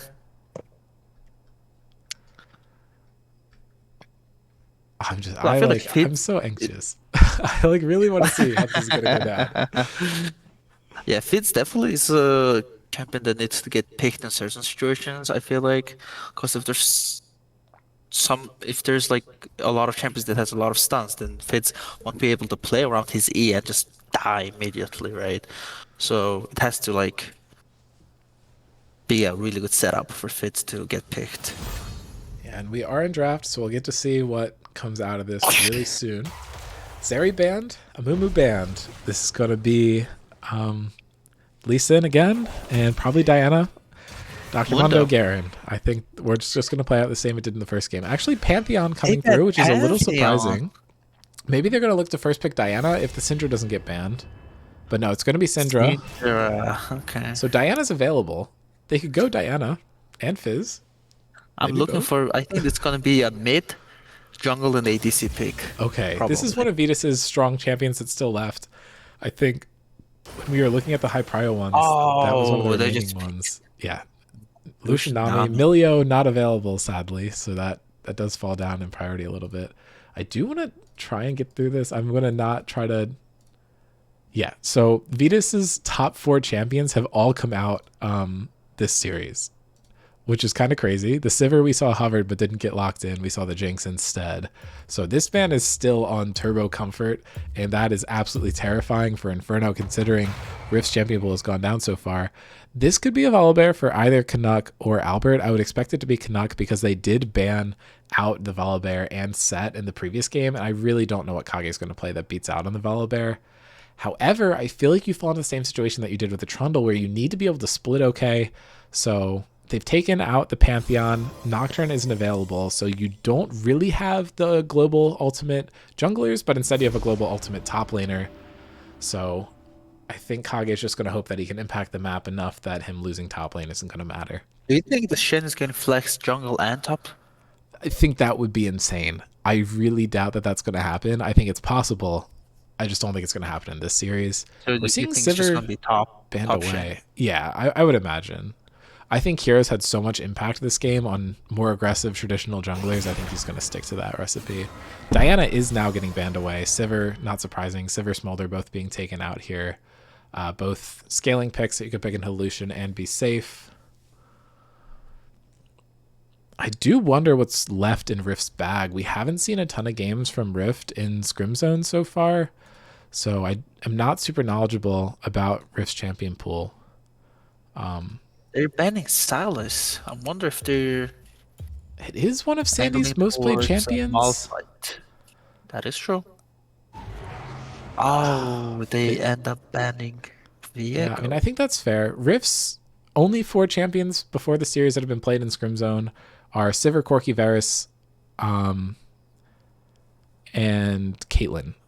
So we're guaranteed to see something new unless we see the Corki come out, because everything else has been picked already. And we are just going to see the victor. It's just a handshake. The silence from Soraka, I think, is probably the big factor to dissuade the Fizz here. And just the fact that this team comp looks absolutely disgusting, and why not slap a control mage on top of what you already have? It seems we're about to get counter pick in the jungle, which is interesting because that does not seem to happen. People usually save their counter pick for either support or top lane. Yeah, I feel like they've already gotten counter pick for top and mid, and you want to slam the Lucianami as a duo, and we get to see Albert whip out the Lilia. This is one of his last jungle picks that I'm super high on him on. Obviously the Amumu was taken away, but he got a dub on his signature Skarner, and I think if they're looking for another win in this game, which I really hope they are, I think the Lily is a really good idea, especially Milio not on the pool, really good counter into that champion. It's just going to be locked, and I don't really know what hero is going to pick in that can shut down the Lilia. I feel like Jarvan is one that people go for, but it's gone. Vi is another one that you see sometimes, but I think Vi's only real value in this game is going to be into the Lilia. Ashe, you're not going to really care too much. I feel like Ashe is able to get so much slow and utility down during these fights. And Soraka should be able to keep her alive. I really don't like Vi pick here. with how Sora can just put W in the Yeah. on whoever white ult is, and he's just going to be just a literal target, not be able to move. Yeah, I think this is a pretty good draft from both sides. I think this is probably the most even draft we've seen all series, which is exciting. I'm quite excited to see this one play out. The Lucian is definitely going to be a pain point. I expect Sandy to really pop off this game, but if Canuck is able to get a big lead on the side lane, which I think is definitely possible, and this is giga comfort for Albert and Draco, or I mean for Albert and Omar. I was looking at the people who had locked in the champions, but Albert and Omar are on Giga Comfort, and these two players have made or make or break, been make or break. There we go for Albert's Inferno this season, and having them both on huge comfort, I think is going to be really helpful. And the Ashe Soraka bot lane, I think, is almost as good of a combo as the Lucian Nami. So I think they have a veritable threat down there too. It's really just going to come down to the execution from either team, in my opinion. Yeah, it seems. Which draft do you prefer, Dean? Which draft would you say they have edge over? If I hadn't seen Vitas play Lucian so many times, I would say Inferno. But I just, Like draft wise? yeah, I think I like it because it's so hard for Lucian and Vi to kind of walk into this composition, because walking into like Soraka, Ashe, Syndra, Lilia is such a nightmare. Like I don't think Shen's going to get very much value this game, but I think the power of having Sandy and Vitas on Victor Lucian makes me a little hesitant to be confident when I say that. Interesting. Because I think of the opposite. I really like Snarkify's draft a lot more than Alberto's Inferno because they have Syndra, Volley, Lilia, and Soraka. All four of them are AP. And if they just build like one AP item or even a Merc Tread, I feel like it's gonna be their damage is gonna be really, really low. Okay, yeah, Because Ashe that's is not a fair. high damage champion as well. Their only AD is Ashe, and I don't think it's gonna be able to do a lot of damage. Yeah, But it we'll is see a how it goes. lot easier to itemize armor items on a lot of these champions, though. Like Guardian Angel, you see as a common defensive item for Lucian, probably not going to have as much value this game. I mean, not. I think you're like probably terrible at Lucian if you actually end up building GA. You just got to get enough damage down to one-shot someone with your ultimate. But Zonius for Victor is going to get basically no value this game, and that's something you see built a lot. Vi definitely would want to go for a GA more times than not, and you might lose the value there. I think Shen is definitely going to have a lot of magic resist towards him, but I don't know. I think you're right, though, that Merc Treads are going to have a lot of value. We'll just see how much value as this goes on. I also think when you end up building Merc Treads into Ashe, you always feel like you got baited a little bit, because having Swifties into Ashe is so important, especially with the extra values you get with Swifties on Vi. So I'm kind of hoping Hero ends up building those, but we'll have to see. I don't know. I do think this being such a good Swifties game makes the boot decision a little harder. So we might see some people go off of Merc Treads even with all the AP, but if they do go for the Merc Treads, I think you do suffer from the slows a little bit. Yeah. I don't know. I just like the little white boots with the wings. I think they're fun, and I want more people to build them. But maybe this game is wrong for it, and I will put that to rest.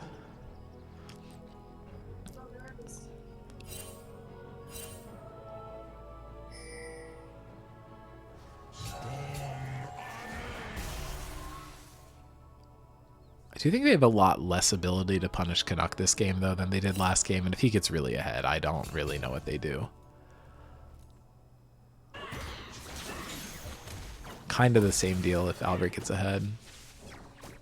Yep.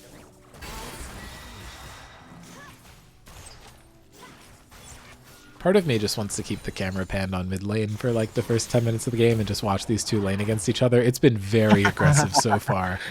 It's been super volatile in the mid lane. Yeah, I feel like Omar's hit every single ball, which you kind of need to. This matchup is always really fun to think about because Victor basically has an unmissable damage with his E. Probably started Q, I'd imagine. But Omar, it's a lot of pressure on him to put the balls right. If you place the ball exactly correct, it's really hard to dodge. And you do need really fancy footwork to be able to dodge most of that damage. That is true. And top lane seems to be a volatile lane as well, with both champions having Ignite. Yeah, Snark being really aggressive here. Huge stun coming down from Omar, but it's immediately countered by all the damage from Victor. They're trading so heavily here. So, like, that makes it really easy for a jungler to just pop up and really affect the lane. Kage did not have a good time farming under tower there. He missed almost everything. But Canuck has not really been picking up all the minions either. He's just trying to force it under tower as fast as he possibly can. At the expense of, I think, 4 minions so far. I'm surprised Canuck is not, what is that called? Proxying. With all the push, I guess it would be really hard to they must not know vision on where Vi is. That's true. We don't have any vision of Vi. Because if Vi's clearing up and you proxy, you might just lose the game for your team on the spot. I'm impressed with how well Rift and Draco are playing this lane. They've actually have a CS advantage over Lucian right now and have the push, which might let Albert get this dragon, but he's actually walking into 4 people, but he dodges the Vi Q. Has to flash away. And I think that's going to be huge for the early game. Vi still having her flash and Albert not having it for ganks is going to be a big deal.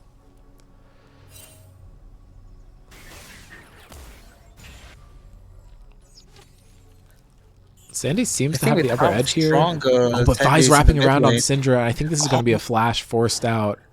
Really biding his time there. But actually isn't even going to get anything. Take some damage. Yeah, I wonder where Vi's Q is. Just used it to try and get on the Scuttle Crab. Oh my god, there's so much happening on the map right now. And Rift, I think, should get out there. It looks like Scuttle Crab was secured by Lilia, which is really impressive, actually. Able to stop the double crab. Yeah, I think Hero Stratos made a mistake of waiting a little bit in the mid lane. And I think if he actually went straight to Scuttle Crab, he is able to secure it easily with how Lilia was off time. He forces the flash out, though, so I could see the angle. He just didn't go for the play and ended up losing Scuttle Crab, too. He just didn't have Q. I don't know where his Q went, because he didn't use his Q in the mid lane at all. And just gave a Syndra free stack of his passive. Yeah, I wonder if it was like a communication thing. Like Sandy was like, just don't go for this, go for Scuttle Crab, and I don't know. That might be the case as well. Do you think in the future we would be able to get communications from teams in the game? I've thought about it. The advantage of them having it in pro play is that they have it all wired up. I think the logistics of recording someone else's comms is a little interesting. Although I do think Draco is streaming her POV on her Twitch, if anyone's interested in hearing Inferno's comms this time around.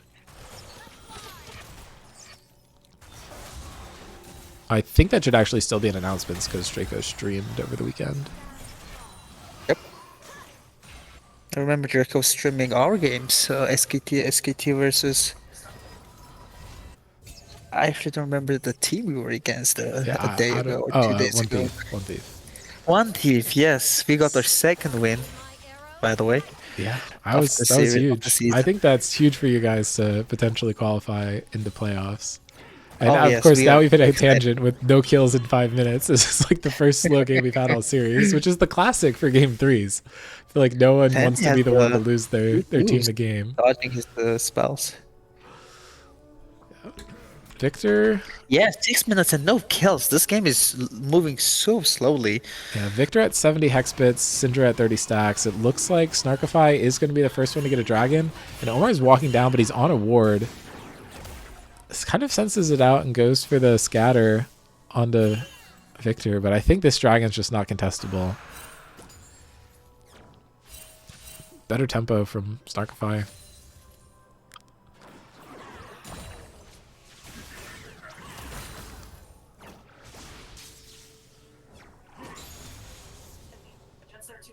Both of these mid laners actually do want to fight a lot to get their stacks going faster early in the game, so it's interesting that there hasn't been more jungle pressure around them.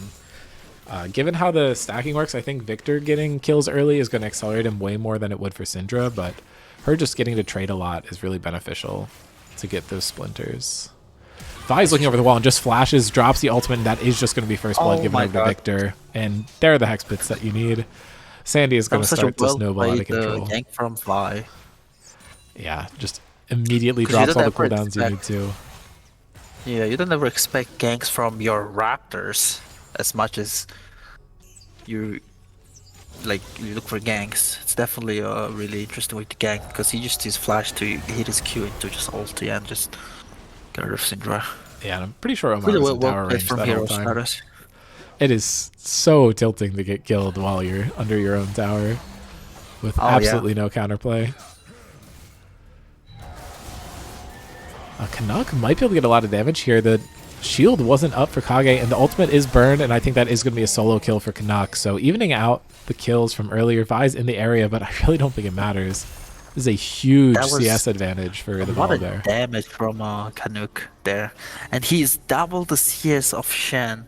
Oh man, this Canuck is able to, if he can maneuver, if he can keep up this lead, he's able to carry this game completely as a Volibear, because Volibear is a really strong champion. Yeah, we have seen some points if you go for that like squishier Flicker Blades first build, it really gets you in a lot of trouble, but I think having Dusk and Dawn now makes Volibear even stronger, so I think that's kind of less likely to happen now. Yeah, I think he heals double the heal amount, right, on his W yeah, or something along the lines. I feel like Dusk and Dawn has so many like bad interactions. Like the Kog'Maw one on tower is really stupid. Yeah, it's Volibear is definitely gonna be a big pain in the butt for Skarn. Sandy has flash, probably could get a solo kill if he just flashes in with his burst, but it's super risky. Probably just gonna wait till Vi shows up, but Omar should just take a reset and teleport back in here. Yeah, or like in a mobile mage, it's definitely better to use your flash defensively rather than offensively, because if you don't have your flash, you're gonna be a easy target for junglers. But hey, it's fun. They are gonna go for Albert on his own red buff here. Ultimate is dropped by the Vi. Wish coming through for Soraka, and the silence might be able to kind of get them out. The double drowsy comes through, and it is cleansed by Snark, and they're able to secure the red buff, but that's it. That's double flashes or double summoner spells used by Snark, and they're able to get 3 ultimates out in exchange for just Vi ult. So ultimately a win for Snarkify. I feel like similar resources used on both sides, but you'd kind of want a little more there.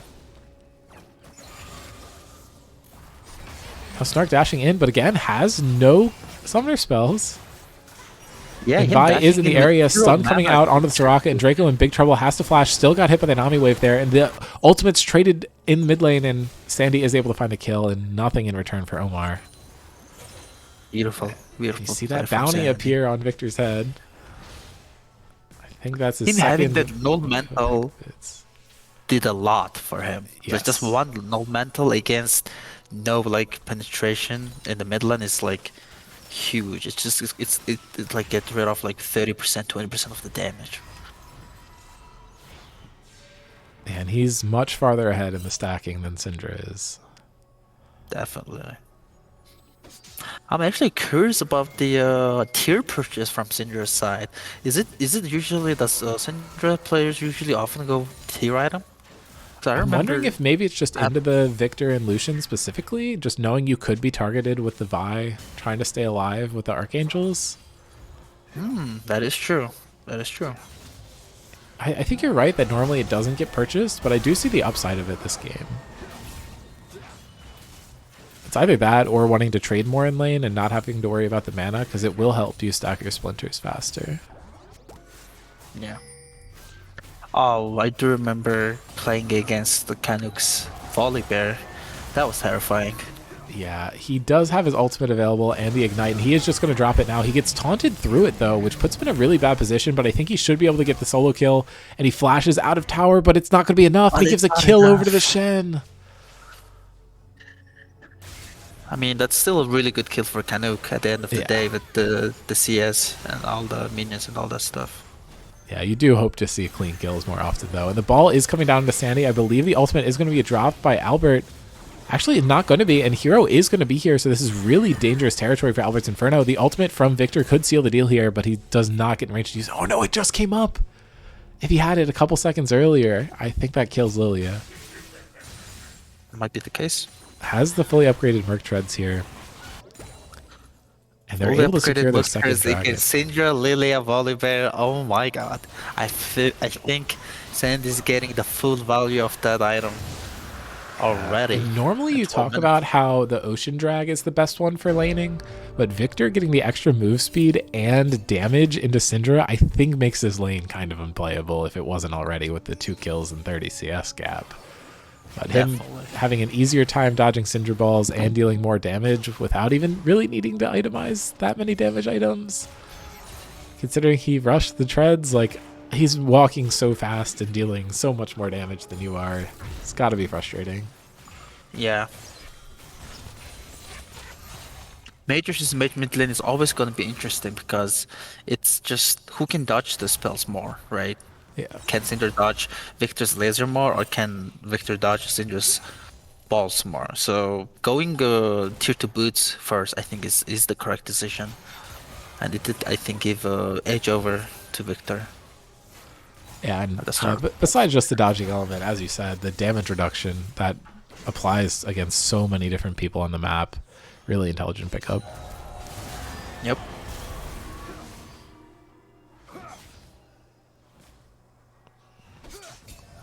And Kage's been playing around the taunt super well this game. We saw him buffer the taunt earlier to get through the ultimate and dodge the ultimate, which was really well played. It makes it really hard for Canuck to force onto this tower, even though it is very crusty. And I think this might be a kill for him. No ultimate available for Canuck. Has to use it defensively. Oh. And Hero is still going to be here. But I think Canuck finds the counter kill, but no, really good Q from Hero, and he is going to be able to pick it up.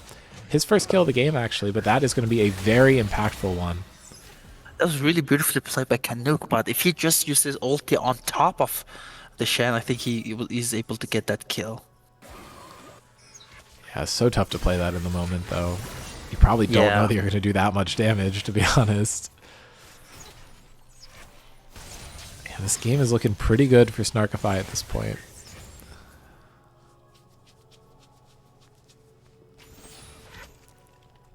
Sandy getting slowed down here. Rift taking more than half his health with a single combo. Soraka's going to be able to heal that up, but just knowing that that burst is there from Victor is really scary.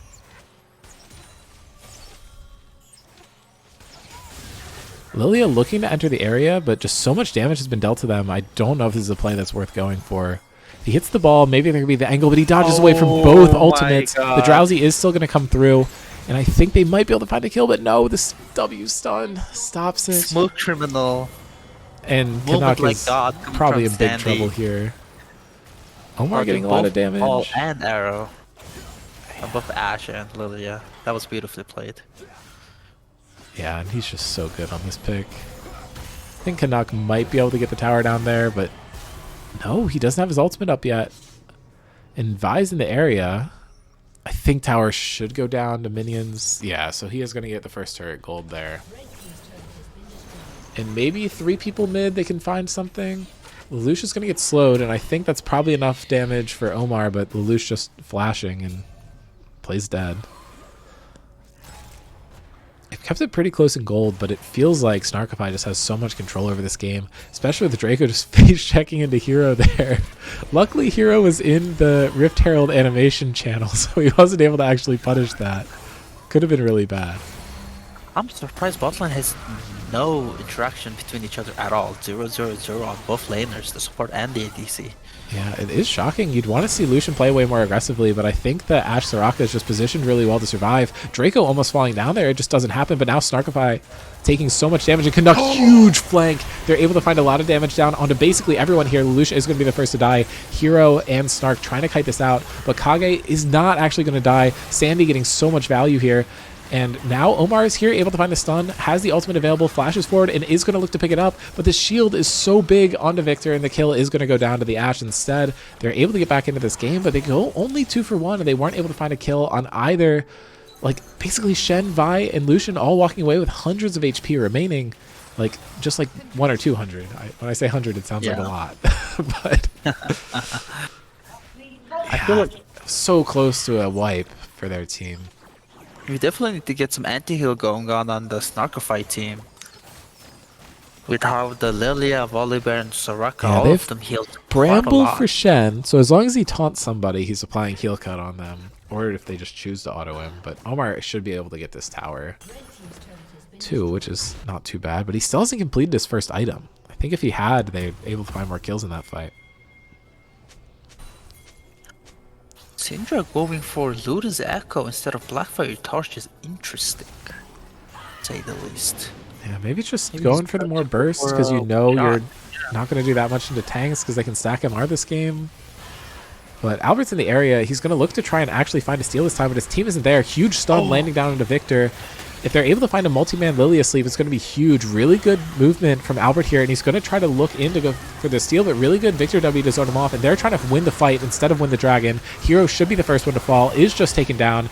Lucian ultimate not able to find too much, and they're able to find the stun with Scatter onto Kage, and now they're chasing to try and find any more kills if possible. Canuck is moving forward, has the ultimate, lands it down on top of the Sandy, and they're able to get the Drowsy onto Victor, and they should be able to pick up this kill. Canuck healing so much off the W, like you pointed out earlier. That is going to be a 3 for 0, but they do lose Dragon, and Snarkify is sole point at 18 minutes. Yes, I said before, Volley being able to that far ahead in the top lane is definitely going to be hard for Snarkify to deal with. Now as we can see, they're still doubling rolling. the CS. Except he has 170 now. Just disgusting. Shen not having the first item at 18 minutes is going to be so hard. Yeah, this is exactly the game that I think Canuck needs to have. Having a good game. This game for sure. Yeah, and I think that was red buff going over to Hero, but I think he is just going to die for it. They're not able to find a kill onto Albert, and Snark's still looking for it. They're able to find a kill onto Hero first, and everyone else just retreating. I mean, you get the red buff, but at what cost? Your life. Not great. Yep.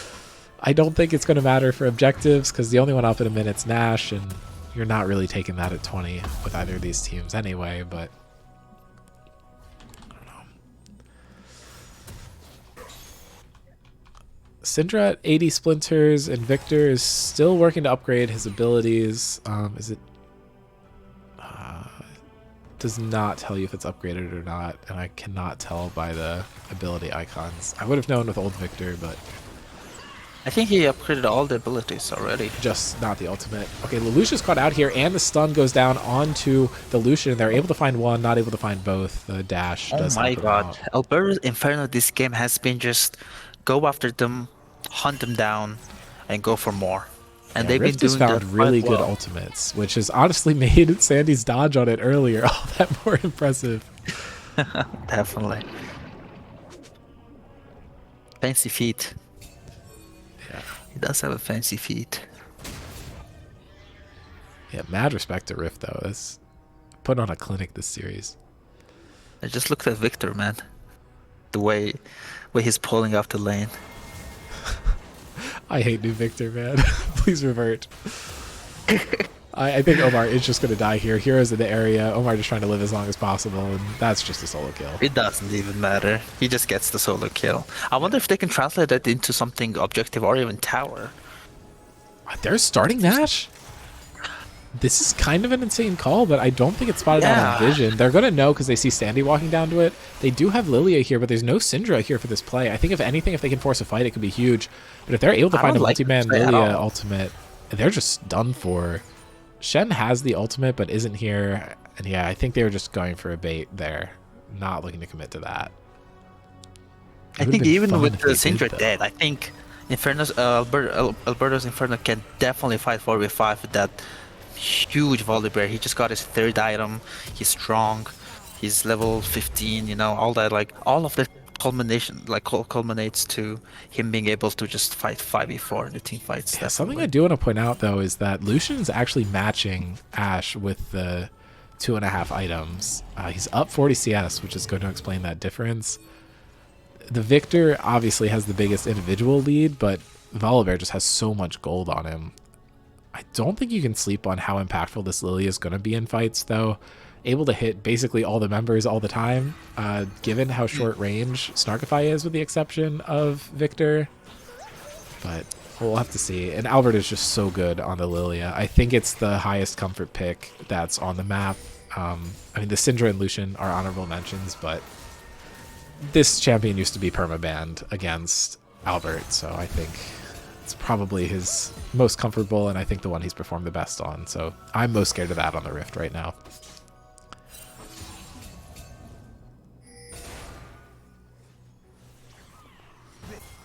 This is just slowing down. This is a must-take dragon for Inferno, and Snarkify really doesn't care if they give it up.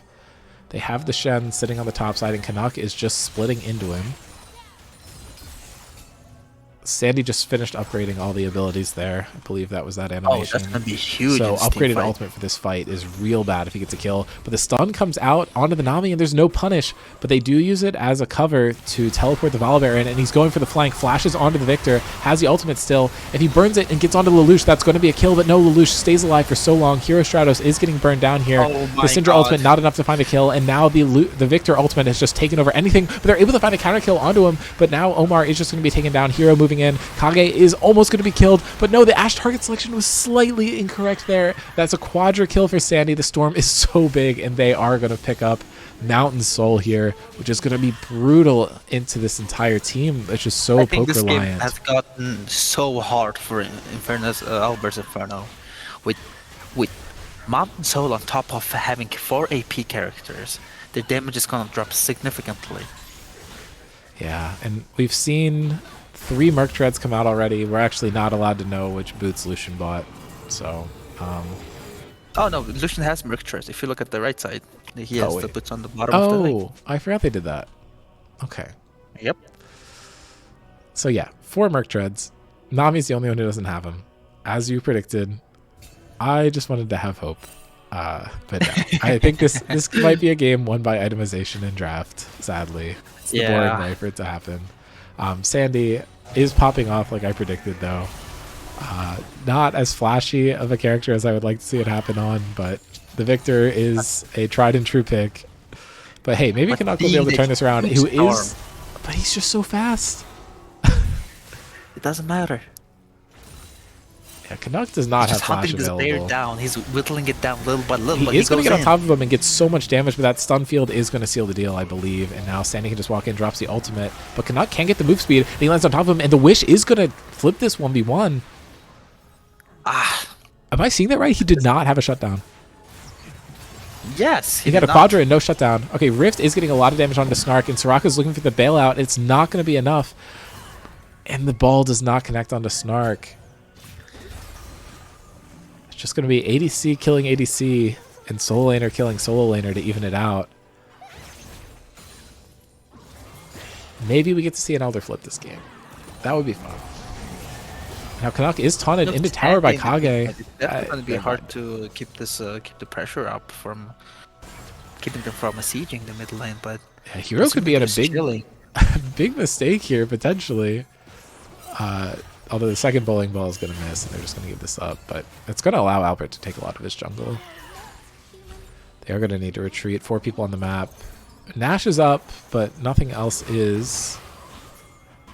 Hero's just playing aggressively. He knows he has his team with him. But he's up way too far now if they're able to find anything onto him.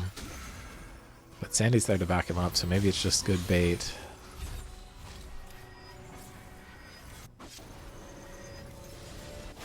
Yeah, looking at the big ass storm of Victor ulti was amazing. Oh, it was huge. It's so funny. it makes knowing when to drop it like even more important than it was with old Victor Ultimate. I feel like it kind of took away the emphasis on getting a good silence off on somebody, and now it's just all about getting it at the right time when you're going to get kill after kill after kill and just make it cover the whole map. Indeed.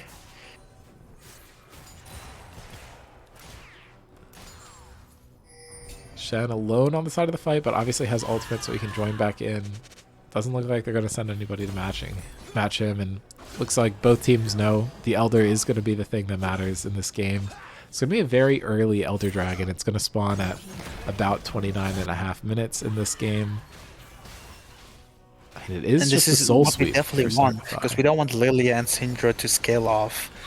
And I think Hero Stratus did a really good job of just taking objective after objective, like dragon after dragon, to limit the and like force a fight at Elder at like super early on. So Yeah, I'm that really is a good Lilia connect here. They could be looking to stop this Nash. I think it was just kind of a play to clear vision. Syndra's 11. Okay, actually, Hero's just gonna get caught here. I'm gonna stop talking about. Why do I not remember what they're called? Her. Oh my god, this is like really gonna. Splinter. She's 10 off of full. I think once she hits that power spike, it's going to be a little scary. She just, like 10 stacks ago, crossed the execution threshold on her ultimate, which is the big deal. Or no, is that the last one? And then she has the AP upgrade now. Yeah, she needs 120. the ability upgrade and about 9 more. So she's not going to have it for the Nash fight, but if she plays it well, she might be able to get it for Elder. Syndra not getting a tier item at 28 minutes with stacked up tier is super interesting as well. Because I remember the first item Syndra bought when she went back was tier, and she has not been able to. Yeah, but Hawks actually be able to. Actually, they are doing this on a ward, so maybe they're able to flip this. I think there's still an opportunity for them to win a team fight, but they need to play around Victor well and hit a really good Lilia ultimate. But honestly, just stealing this should be fine. There's enough for the death timers to reset, and they almost pick off Albert immediately. But Hero, I think, is going to be the first one to die in this fight, and that does happen. Rift is able to find it, and that is a 2-man Lilia ultimate. Not exactly what you want. They're not quite able to find a kill. Kage, like 4-man taunt there on the bot side, but he is going to die for it. And the huge Syndra stun comes through. Lelouch has to flash away to survive. And I think Snark is going to die there too. They're so close to wiping the entire team. Canuck chasing out here. But Omar moves forward, able to find one. If he gets a good scatter, he could pick off another one. But I think they're actually going to be dead. Oh no, I forget how early in the game we are still. Everyone's going to have respawned by the time we get to Elder.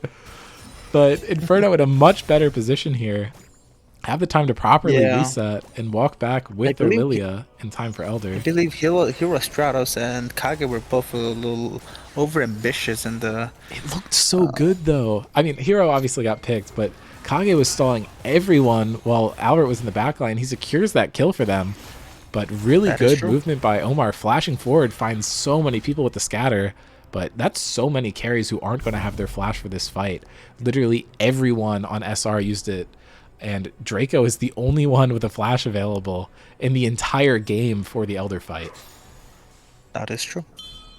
I think all of the ult cooldowns will be back up kind of when this fight starts, but Lilia's is the big one that's really going to be late here. Shenar, obviously not going to be down, but it's going to be tough to use that in the middle of a fight. They're just trying to stall out here. Omar is not available with the rest of his team. They're trying to group up. This Elder fight is going to be massive. I should focus more on Syndra rather than Lilia. Yeah, Snark having to dodge away there, and Canuck kind of caught in the middle of all 5.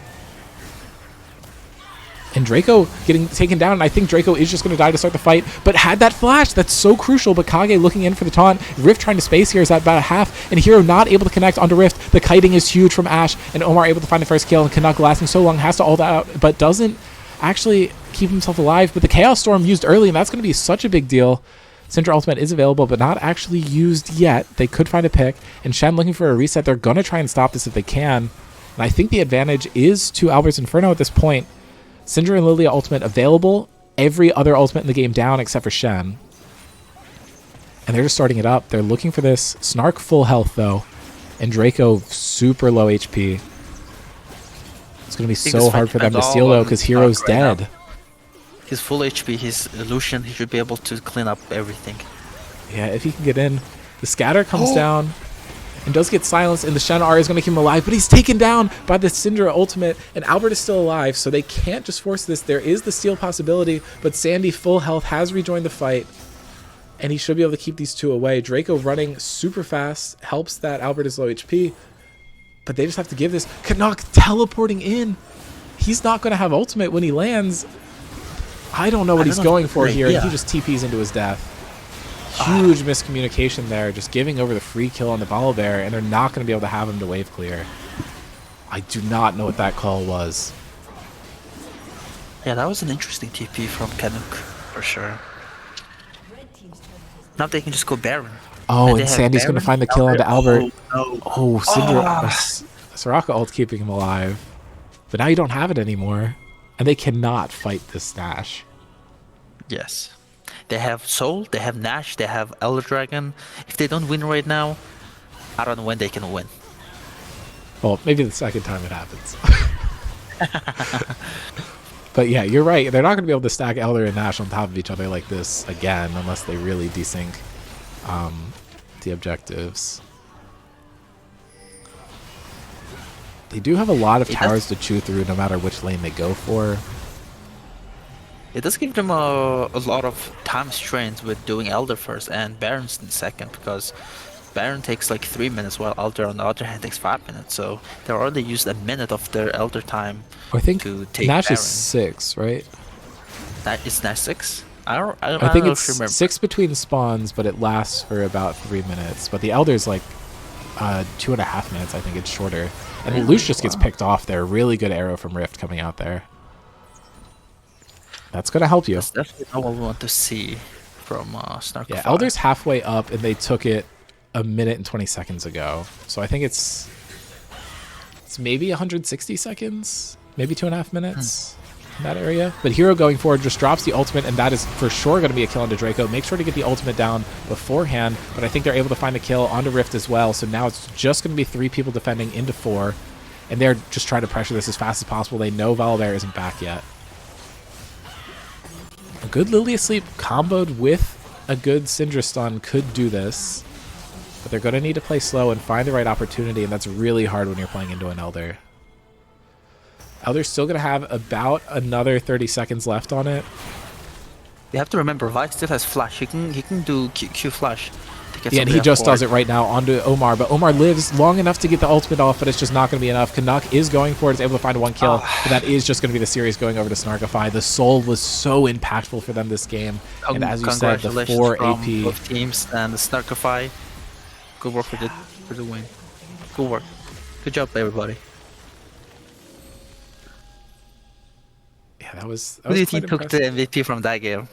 I mean, I feel like it's got to be Sandy. Yeah. It's gotta be Sandy. No questions asked. I do want to pull Hero in for the interview though. I think he did a good job setting Sandy up early in the game, and honestly, just really fun series to watch from him. So I'm gonna drag him over if I can find it. All right. Hello, Hero. You got Game 2 MVP, and I did just want to pull you in for the interview. I feel like you had a banger series, really good plays throughout the entire one. How do you feel after that win? You guys are now 3-0. We feel pretty good. So for me, I was really looking forward to this match. I think it's the first game I played in like 3.5 weeks because I missed last week. But no, honestly, that series was way fun, and I'm way proud of my team. Yeah, you were definitely able to make a lot of plays in game 2 and game 3. Your Nocturne was beautiful. The side lane pressure with your ulti, and on the Vi, you were able to make Sandy the play of that match by giving him a lot of opportunity to get ahead on Syndra. Yeah, no, Sandy played game 3 so well. Yeah, we just had like a timer. We were kind of playing around their Raptors, and I was like, I don't know that they have vision. So I kind of called for that, and I was like, I'm going to look to Flash Q and just see if we can chain her. So I had the Flash Q over the wall to give him first blood, and I feel like that really set up his lane. Like, he even, 2v1 them when they tried to, punish him later. But yeah, he was owning. Yeah. Yeah, I guess looking at the schedule, you guys obviously are the team that have the most teams that you still have yet to play. So going up Yes. in the Yeah. next 2 weeks, if it plays out that way, you will be first facing Rift Sharks and Project Tuesdays, who are both 4-1, and then One Thief, Skaven, and Qualmish Chillers for the rest of the season. Is there a team that you're most excited to face, or maybe a team that you're most scared to face? I think we're most excited to play Rift Sharks in 2 days. Your team. Yep, on Thursday. I think that one will be the most fun. I do think QC is in a bit of a slump right now, but I think they'll bring it back. So I'm kind of, for my own selfish reasons, I kind of hope we play them when they're better towards the end of the season, you know? Yep. Well, we did schedule it for the last week, and I hope it stays that way. We were Dude, a that's little gonna be a close to that banger. happening on Tuesday, but it ended up not. So they get their scaling in.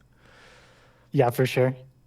Yeah, I do think know, it'll I be think, extra yeah, fun if they run Scott Pilgrims against you guys, because then there's the whole leaves your team mid-season and then plays against you, which I don't think has ever happened before in scrims, which is kind of fun.